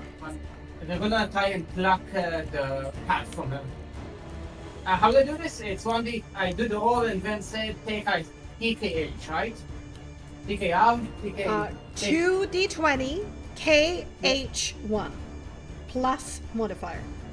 2d20 KH1. 1 plus modifier. Yes. Okay, first attack. 11. No. Second attack. 19. Yes, just barely. Third attack. 16. Miss. Okay, so 1 hit. Ophalia takes. Bella. Oh Bella god, takes. keeping the track of this girl, this is hard. Even me. That's not the roll. He takes 5 points of magical piercing damage as they go for the hat. She like tries to wave them away. She uses her umbrella to kind of move them, and she goes, ah! Fucking birds! Okay, now the goblin. Yeah. The filthy goblin. First roll, 22. Second roll, 13. Third roll, 19. I need all of them to make composure saving throws. Wow, look at these fucking goblins! Fuck them! Composure? Yeah, composure saving throws. Oh, Jesus. Okay. So first one? First one. 6. Okay, fail. Second one. Second one. 0. Fail. Third one. Third one. 3. 3. Oh, God. Okay.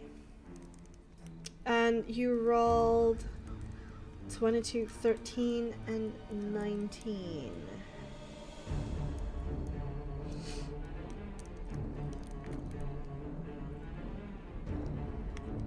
Okay.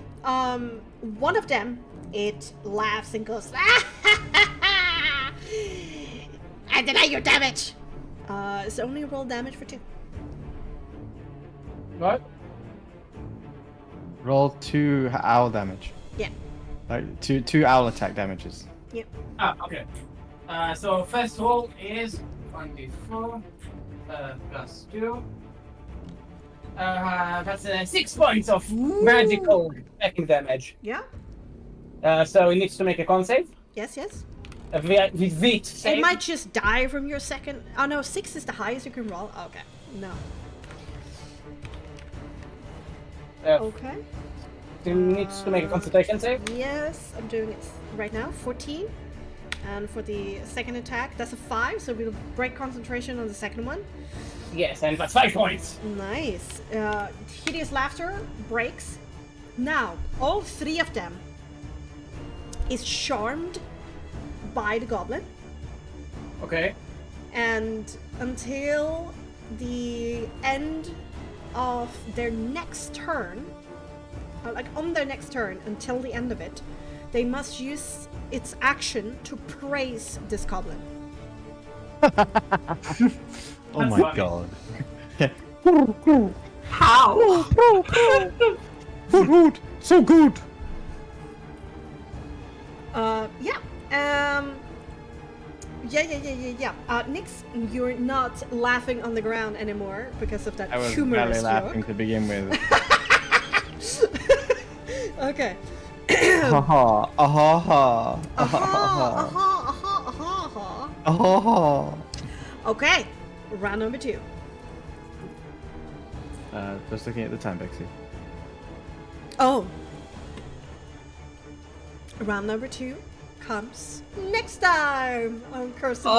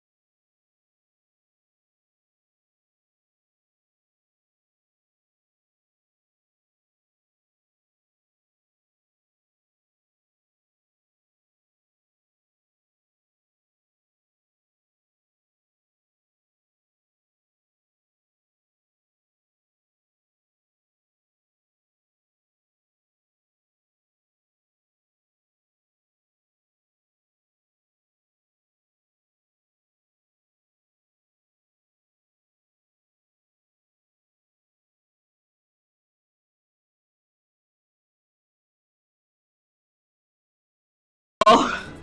These goblins are so fucking annoying!